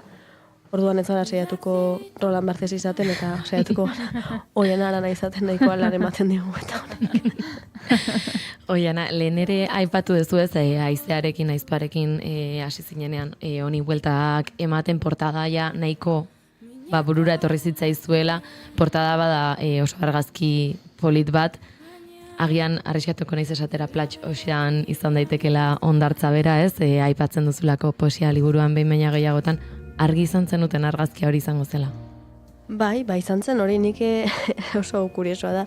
Da argazki bat aspaldi ikusi genuen da, behin gu aitarekin bertara oporretara asko joaten ginen.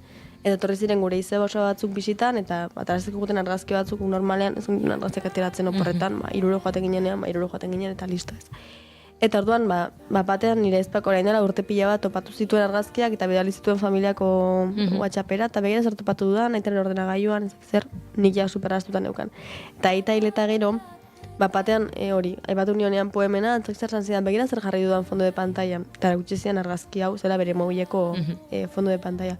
Eta esan genuen, oso azal ona izango litzateke liburu batentzat, ez? Eta orduan, ja, txorakeri hortatik edo hasi ginen, eta gero ja nik oso serio hartu nuen.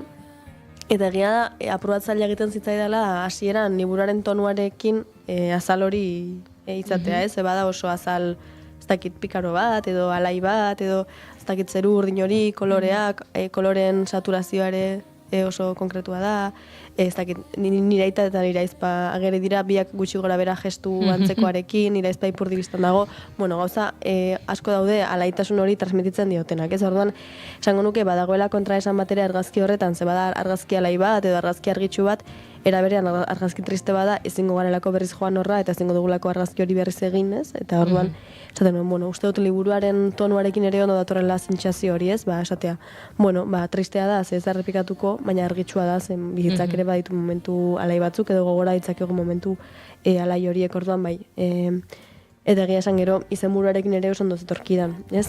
Zeruaren kontuarekin orduan bai erabaki genuen hau izatea.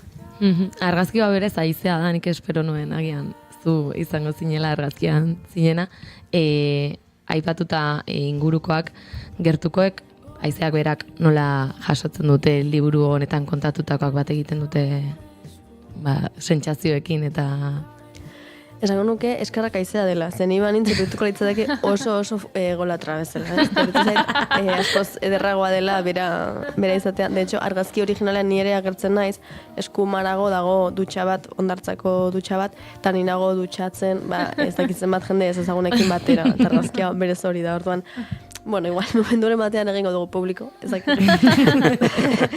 Baina, bai, nik aizeari poema asko eta asko bidali nizkion idatzi eta momentuan bertan, ez? Hau idatzi dut, ea iruditzen zaizun, bera ere aritu zen idazten, baina modu intimoago batean beretzat.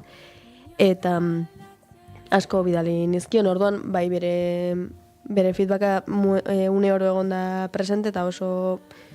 Egia da, ez dakit dela bat datorren edo ez, bere bizipen konkretuarekin, ze uste dut naiz, eta aita biona bera izan, eta bizipena bera izan, bi pertsona garen ez, eta bi bizi modu ditugunez, oso modu diferentean bizi izan dugula prozesu hau, eta beste bizitzako prozesu guztiak.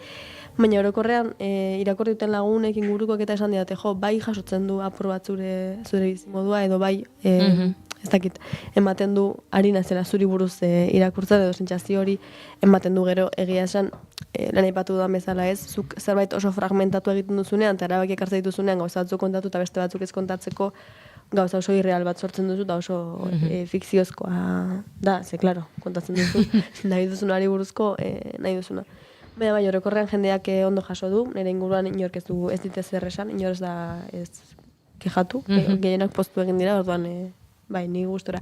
Gainera uste dut, hartu dutela ere bai sustoa, azalarekin, ez dakiz zer, pentsatzen zuten izango zela oso aitari buruzko zera bat, ez dakiz zertan ikusten ez kezkatu ze, ez da enbeste, oza, gero, igual nien nagoen kezkatuago zuek hau irakurriko duzuelako, eta ez, baina sentsazioa polita da, ez, azkenean, liburuaren aurkezpen egunean ere aipatzen nuen, niretzako dela modu bat, hasieran aipatu duzun ere Ibarzabalen, bueno da, bertso baten zati bat. Horra aipatzen da ez, errabiarazi ezagun azken elkarrezketa, eta niretzako dolu prozesuan oso, asko etorri zaidan min bat izan da, ni gauza pila bat egiten ari naiz, interesanteak edo niretzako politak, edo nire bizitzan gauza asko ari dira gertatzen, da nire aita ez da ari hau ikusten, ez? Orduan niretzako liburu hau bada, nire aitari kontatzeko, azken 2 urteetan zer egin dudan, edo zer izan den nire bizitzaz bera hil eta gaur egun arteko tarte horretan, orduan, klaro, berak nire aitak zuen irakurko. Beste mundu guztiak jasoko du horren berri ere. Oiana, pixkat, bukatza aldera, bai, galdetu nahiko nizuke, ea ematen duen beldurrik hain zaurgarria azaltzea jendearen aurrean. Ja ez bakarrik liburu honekin. Azkenan, berrian ere egunero idazten duzu. Guk etxean, gurasoekin, aste buru honetan eukidudan konversazio bat izan da, abertzen bat pixukide zareten. Bakoitzak gure ideiak genituelako eta nahiko bat egiten dugulako zenbakiekin ez dut erantzuna behar, baina bai da jakin dezazula jendeak hitz egiten duela azkenean zure egunerokoaren inguruan, badakitzuk hautatutako zati bat erakusten duzula, baina ematen du beldurra hain zaurgarri erakusteak. Nire egiten dit grazia handia, honek guztiak. Aurrekoan nire ezagun batekin elkartu nintzen kalean, eta esan zidan, ematen du elkartu nintzen irakurtzen ari zen novela bateko protagonistarekin, egunero irakurtzen zaitut berrian, eta zer zaten nire. Bai, ematen du beldurra edo ematen du zera bat, egia esan oso nago, berean bada apur bat kontra esankorra ere, ze askotan gauza oso fikzionatuak agertzen dira, edo egun batean gertatu zaizkidan 3 gauza kontatzen ditut aste osoan zehar, orduan ematen du. Orduan, niretzako da bizitza paralelo bat izatea bezala, rollo sare sozialak, apur bat leio moduko bat, nik nahi dudanari buruz, nahi dudan bezala, hitz egiteko aukera ematen didan leku bat. Eta uste dut azkenean dela ere, nun jartzen duzun fokoa edo ez, bai izan daiteke nire bizitza hitz egiten dudala edo kontatzen dudala nire bizitza, niretzako oso maila mikroan, baina gauza askotaz hitz egiten dut, eta niretzako interesanteagoa da, edo niretzako errexagoa da, esplikatzea nola egiten ditudan gauzak, edo zer gertatu zaidan, eta horren bitartez esplikatzea gizarte egiturak eta bar, kontrakoa egitea baino ez, diskurso garatu bat eukitzea baino, eta esate baino, nik honi buruz uste dut hau eta hau, eta orduan aldatu behar da hau eta hau, niretzako zaurgarriagoa litzateke hori egitea, ez? Hola, argumentario sendo bat agertu behar izatea, eta gero beste batzuen debatean egotea zure ideiak, hori irudituko litzaidake niretzako fuerteagoa edo gordinagoa nik egiten dudana baino. Zer nik egiten dudana da, erakutsi nik nire uste, sinismen eta ideologiaren arabera nola bizi naizen, eta beraz horrek islatzen du koherentea naizen edo inkoherentea naizen egiten dudanarekin, baina ezin da debatera eraman. Zeda, hau egin dut. Bai. Claro, pues ez egin, bai egin dut, ja. Ez, orduan, iruditzen zait, zaurgarritasunaren askotan, lotzen dugula oso gauza konkretuekin, eta niri jendea jakitazen bat pertsona bizi garen etxean, eske zait iruditzen nire intimitatea aurratzen duen zerbait, ez? Osea, galdeatzen dian edo nordaki. Baina, benetan jakitea zer uste dudan, ez dakit zeri buruz, eta horri buruz daukadan argumentario osoa, eta horri buruz irakurri dudan guztiaren berri ematea, iruditzen zait, akaso fuerteagoa, naiz eta ez gauden ohituta horrela ikustera gauzak. Eta hoian azkeneko galdera edo bota nahiko nizukena bada beste poesia batetik tirata liburu hau idazterakoan bihotza pixka bat garbitzeko aukera izan duzu. Bai, izan da, bueno, eske oso poema kuriosoa da ez, nola garbitzen da bihotz bat izenekoa, asko gustatu zitzaidan liburu bateko izenburutik abiatutako poema bat da. Eta uste dut, askotan behar dugula bihotza garbitzea, ez? Edo bentsat, olako azal berritze moduko bat egitea, eta nik egin dut. Eta erenetzako iritik landaremurako aldaketa hori, bidaia hori, izan da bihotz garbiketa bat, gainera badaukat arraska oso handi bat benetan etxean, eta orduan ez, iruditzen zaidan benetan egin nezakela hori, eta ateran nezakela bihotza eta arraskan garbitu. Orduan esango nuke, azken 2 urte batan gauza asko gertatu zaizkidala, bai onak, bai txarrak, nahastu nautenak, poztu nautenak eta bar, eta orain bai sentitzen naiz oso modu lasaian, edo bai sentitzen bihotza bere lekuan, eta lasai. Espero dut zikinduko dela, eta gertatuko zaizkidala gauzak, baina bai izan dudala oso bizitza kontemplatibo bat, eta oso bizitza lasaia, nahita, behar nuelako apur bat gauza askorekin adiskidetu eta sendatu, baina orain bai sentitzen naiz beste leku batean. Ba, oiana, mila eskeze iruditzen zaitere liburu honek jendeari agian bere bihotza pixkatxo bat garbitzeko ere balio diezaiokela, eta jarraitu dezazu idazten, zeguk irakurtzen jarraituko dugu. Eskerrik asko, plazara da olako berbak entzutea, norbere poemei buruz, eskerrik asko. Zula utz, zauri nahi bezain bat gehiago, otoizten zitut, ezazula utz, agnezazu eraman ugunago, amesten zitut, ezazula utz, zauri berriz nahi bezain bat, otoizten zitut, ezazula utz.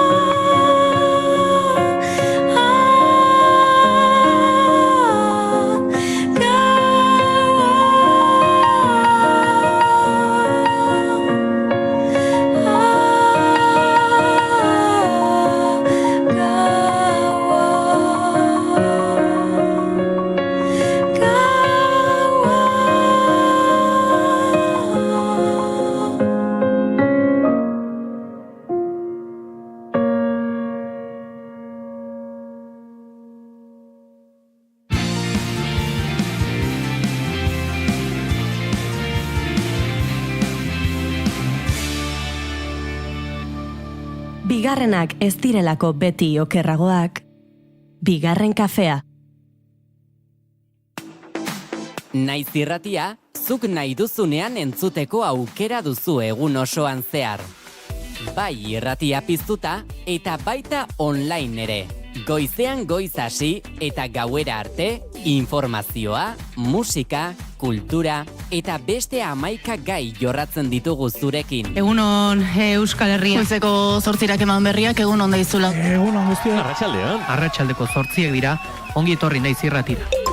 Irratia.naiz.eus webgunean sartu eta goiko banerrean agertzen den zuzenean entzun botoia sakatzen baduzu, une horretan bertan eskaintzen ari garena bertatik bertara gozatzeko aukera izango duzu. Zer zarte, kamionetan, kamioian ere musikakin eta juten diran eta bai. Ez dakit, korri pixkat ere egin beharko dugu, ze gainera Goiuri azken aldien entrenatzen ibili da, eta uste dut.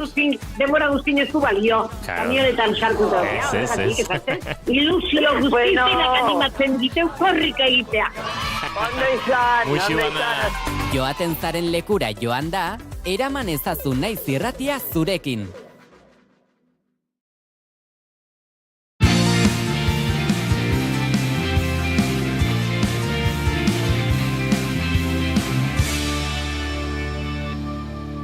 Bigarrenak ez direlako beti okerragoak. Bigarren kafea. It's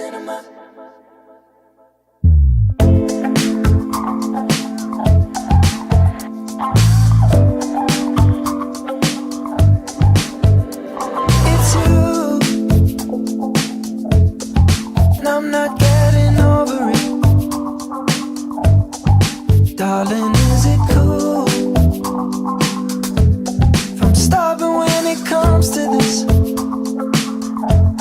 I guess we're in time. If you're getting yourself well for me, I guess you're all mine. You're sleeping in this bed with me. I just think you're cool. I dig your cinnamon. Do you think I'm cool? Entzuliok eta 5 segundu barru, 11 eta 40 minutu izango dira, eta hementxe gara bigarren kafearen azken txampa honetan puri-purian tartean murgiltzeko prest. Imanol González Urrutxaga ere hurbildu da gaur gurera, egun non edo guardion, Imanol? Kaixo. Eta puri-purian tarte osatuko dugu lauon artean, baditugulako hainbat proposamen eta hainbat gomendio zuekin elkar banatzeko, eta ez dakit norkasi nahi duen, Goiuri, June, Imanol bera. Etortzen da, ez? Imanolek. Venga, Imanol, segu zuzinen zure proposamena. Bida, nik gaur kontan ekarri behar dizuet ostrialontan estrenatuko dan pelikula bat, Backrooms izenekoa. Saiatu naiz pentsatzen, hemen eserita mazkidan 10 segundu hauetan, aber nola izango litzeken itzulpen, euskarazko itzulpena, baino atzeko gelak izango litzeke, baino ez dakit euskaraz badagon almazen edo, ez dakit. Atzeko gelak. Atzeko gelak bezala dituko diogu. Bai, zeitu gurritzen niri... Bai, berez almazena esan nahi du, ez? Badago hitz bat erabil dezakeguna, Uxu Alberdik erabilizuna bere liburu batean, aproposa izan daitekena, dala, dendaustekoak. Dendaustekoak dituko dugu. Bueno, eta mandioa izango litzateke euskal hitz honena. Vale, horietako eusen. Egia da, baserrari lotutako hitz badela gehiago, baina hori izango zen pixkat gauzak biltzeko leku hori, trastero, desban, edo bai, mandioa. Nik gomendatzen dizueten pelikula hau, nahiko berezia da, beldurrezko pelikula bat da, eta zuzentzen du 20 urteko mutil batek. Izen haula, Kane Parsons.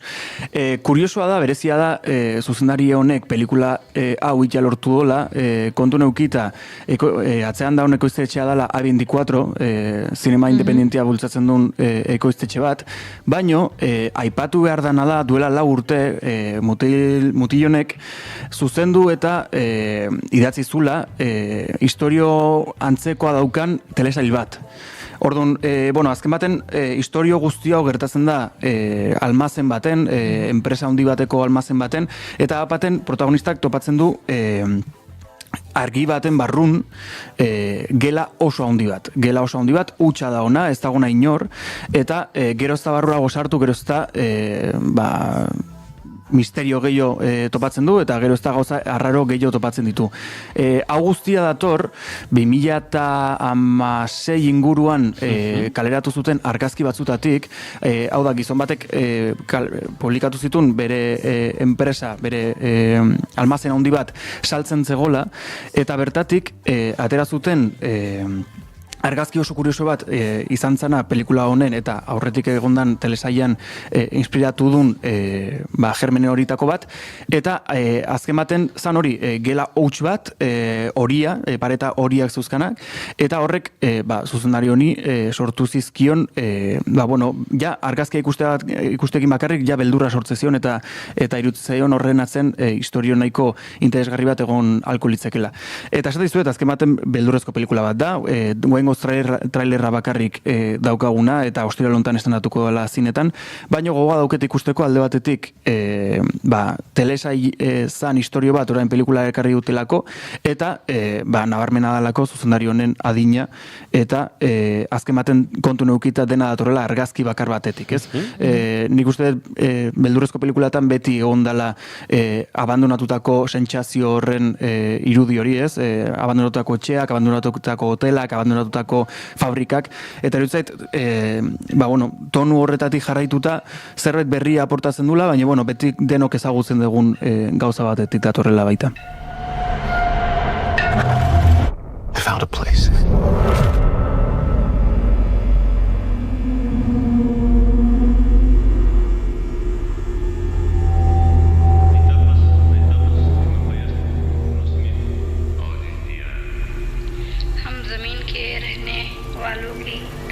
Hello?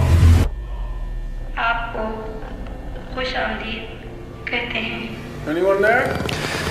Nik uste zu pelikula honek... Goiuri arpegi txarra jartzen ari da. Neri ja ezin egona sortu dit. Ezin egona sortu dit ja, esan diazunean, zuzenariak 20 urte dauzkala, eta pentsatu eta zehari nahi zini egiten ere bizitzarekin, hemen jendea 20 urtekin pelikulak zuzentzen ari bada. Eta baino gero trailerra ikusita ere, ezin egona sortu dit, bai irudiak eta baita soinu aldetik ere. Hola, beldurrezko pelikuletan garantzitxoa izaten dela kasi soinua eta entzuten dena ikusten dena baino. Irakurtzen nahinez, gazte hau youtuberra dala, o izan zala, eta, hau dena, telesaia egin baino lehenago, laburmetrai bat intzun, laburmetrai hori youtubera egozun, eta hortik etorri da bere ezaguntasun maila hundioi. Baina bai, kuriosoa da, eta ikusiko duzuten bezala, eta ja bizkat historioa jakinda, nabarmena izango da, soinua eta musikaren tratamentua oso bereziki landuta dagoen departamentu bat izango dela, ze orokorren, bai dago dena oso ondo jantzita, eta aktore oso onak daude, hoietako bat aipatzearren guantxe galdu detela, baino daukagu Chihuatel, izen etortzen ez. Chihuatel Eligio For, bastante ezaguna dela, baino izena ez detela jakin esaten. Finn Bennett, hemen Game of Throneseko prekuelan nik aktore haure aurpegia jartzen nio, baino Chihuatel Jofor izena zuenik? Txuiete Jofo. Benetan? Ikusi genuen 12 años esclavitud, hola, pelikula ezagun horietako baten... Baina bai, aktoreen aurpegia oso ezaguna da, baina izen hori esan barra duket, onartu barra duket, lehenengo aldia da irakurtzen. Nik ere nien izena jartzen bai. Eta baita daukeu Renata Reinsve, azik zenak aurko guntan baita. Dala, Sentimental Value ikusi genuen aktore norbeiarra bai. Ordon, hori, 20 urteko gazte honek, youtuber honek, indula pelikula bat, A24 ekoiztitxarekin, eta egia esan itxura oso na dauke, eta ja bakarrik soinuagatik eta ikusi dugun gutxiagatik, ja ikusi ezagegu bastante interesgarria da labintzat.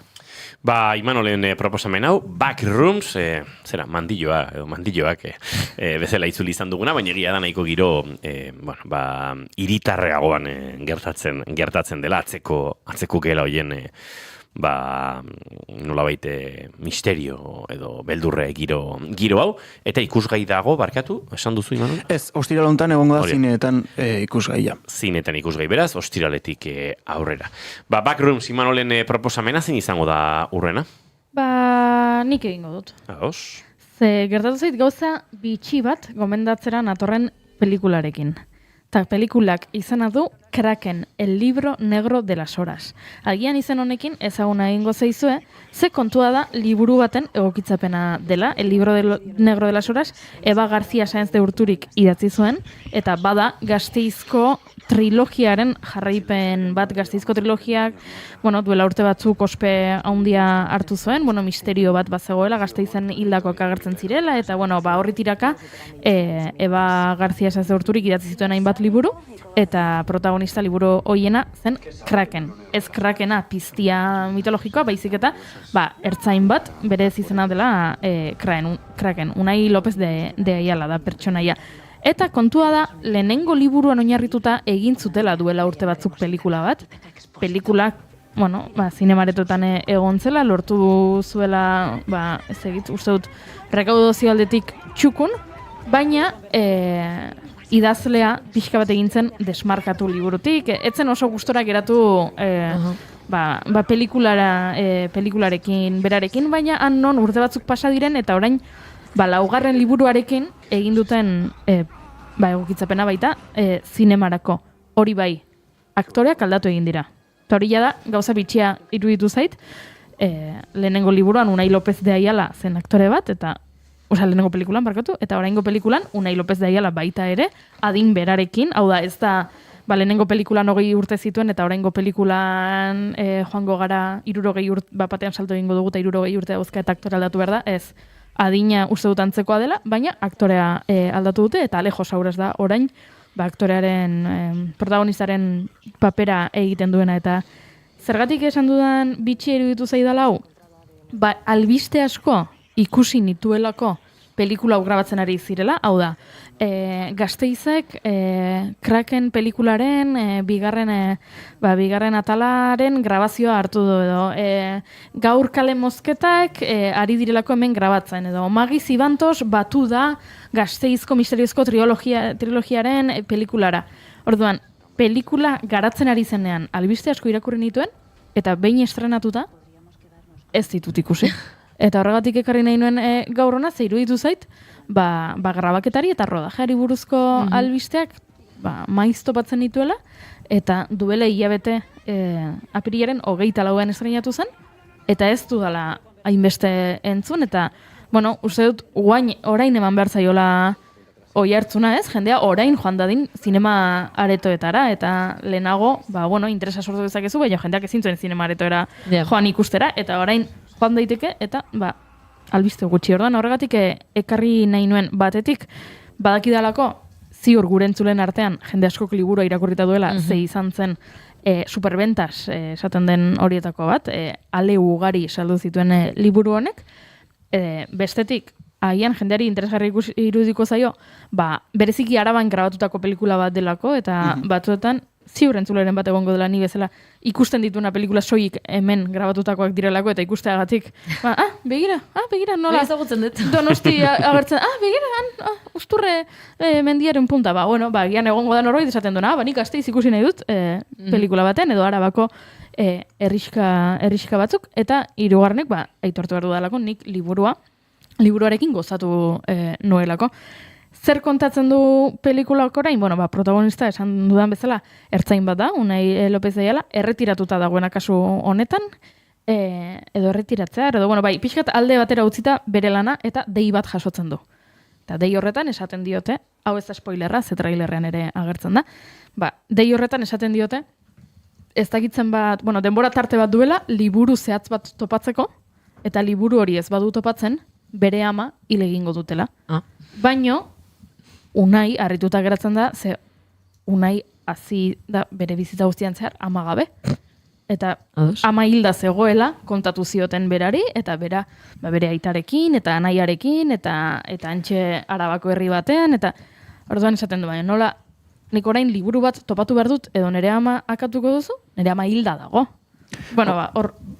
Hori da pixkat, hackerrek hartzen dizueten, bialtzi zuenen telefonora mezu bat izaten, zure semeak, edo zure semea naiz, telefono aldatu dut, mesedez, bialdu jaztu bizun bat, 5.000 eurokoa, eta esatezun nik ez daukat semerik. Ez daukat semerik, eta ez dauzkat 5.000 euro. Hori da.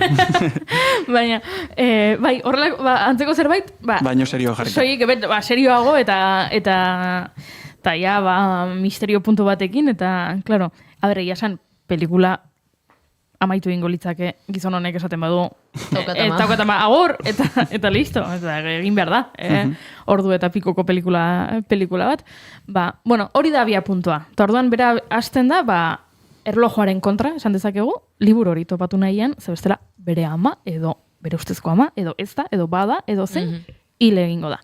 Eta gomendatu nahi nizuen, eta horixe, Kraken, el libro negro de las horas, oso pelikula arabarra, zinema aretoetan topatu egitekeena, pentsatzen dut uneren batean iritsiko dela streaming plataformetara.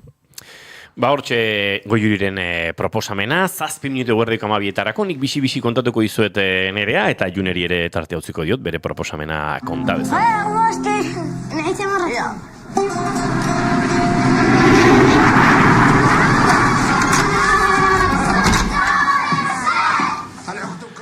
Presidentearen tarte izena du pelikula honek, gazteleraz iritsi da filminera, eta ostegunean estreinatuko dute bertan, prentsarentzat dagoeneko aurrikuspen edo aurretik ikusteko pase hori eginda. Oso film gomendagarria, oso film intimoa, eta nolabait esateko Irakeko 80ko hamarkadan kokatzen den alako erretratu intimo eta eraberean politikoa. Neska gazte baten begiradatik kontatzen da. Hasan Hadi zinemagileak berak nahiko autobiografikotzat jodu elkarrezketetan, naiz eta gero neska gazte baten, berare ume bat zen, ahotan edo protagonismoan kokatu duen historia labur kontatuko beharko balitz, edo logline batean kontatu beharko balitz, Hasan Hussein, Irakeko presidente, edo diktadore zenaren, bisita baten inguruan kokatzen da, eta irakasleak zozketa bat egingo du ikasgelan, tarta presidenteari norke egingo dion, Saddam Husseini tarta norke egingo dion aukeratzeko, eta neska honi protagonistari egokituko zaio. Amonaren gana joan, dirurik ez du tarta hori egiteko, eta hor hasiko da, abentura eta drama txiki bat tarta hori nola gauzatu alizateko. Eta hor bitartean, umore absurdo xamarra, euskortasuna, beldurrasko, injustizia politikoa, irakurri dut kritikaren batean esate zuen, aurrak heldu eta helduak eta soldaduak aur direneko pelikula bat, ez dena pixka bat nahiko hankazgora dagoen erregimen politiko batean, eta hor erdian, haurtzaro heldu horren esentzia puntu oso lehun hori ere bai, ez?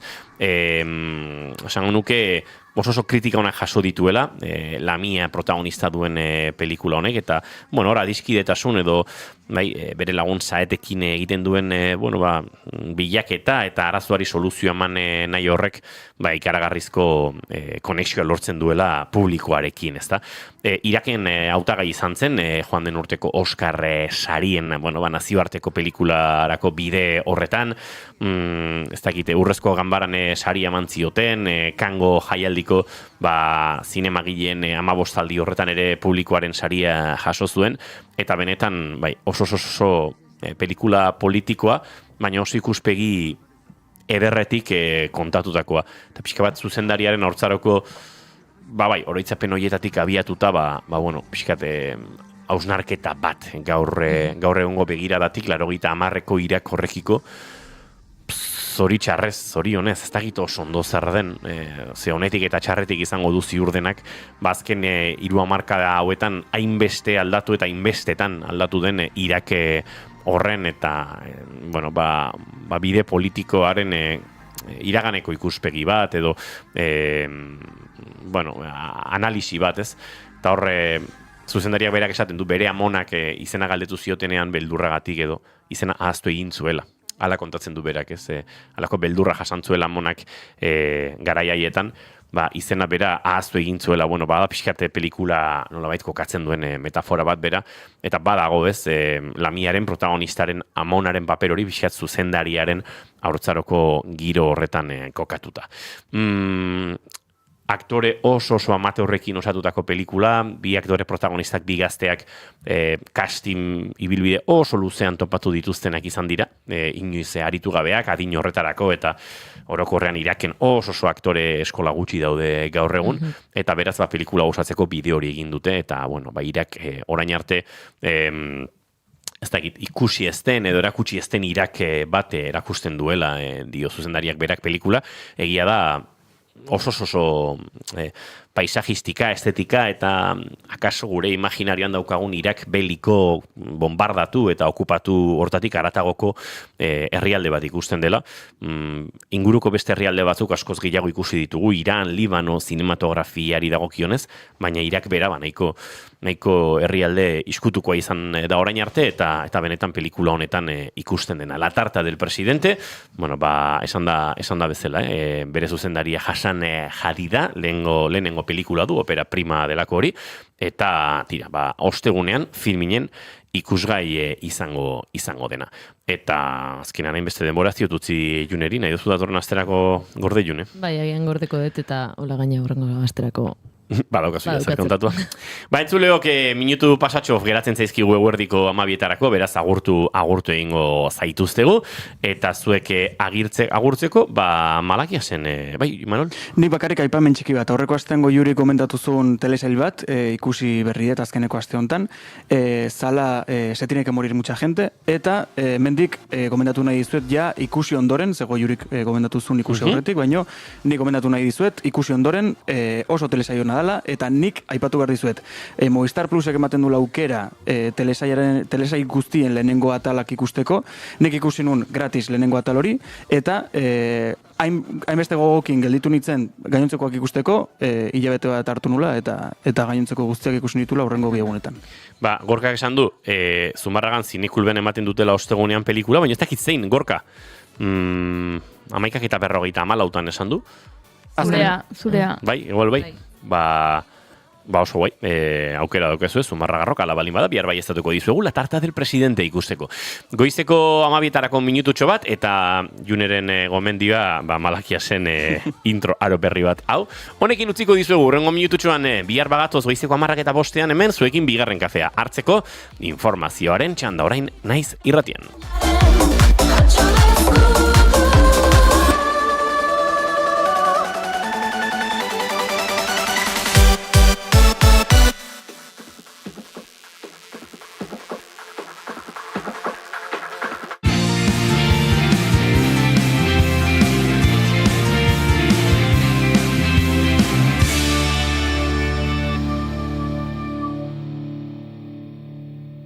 Keep calm and bigarren kafea.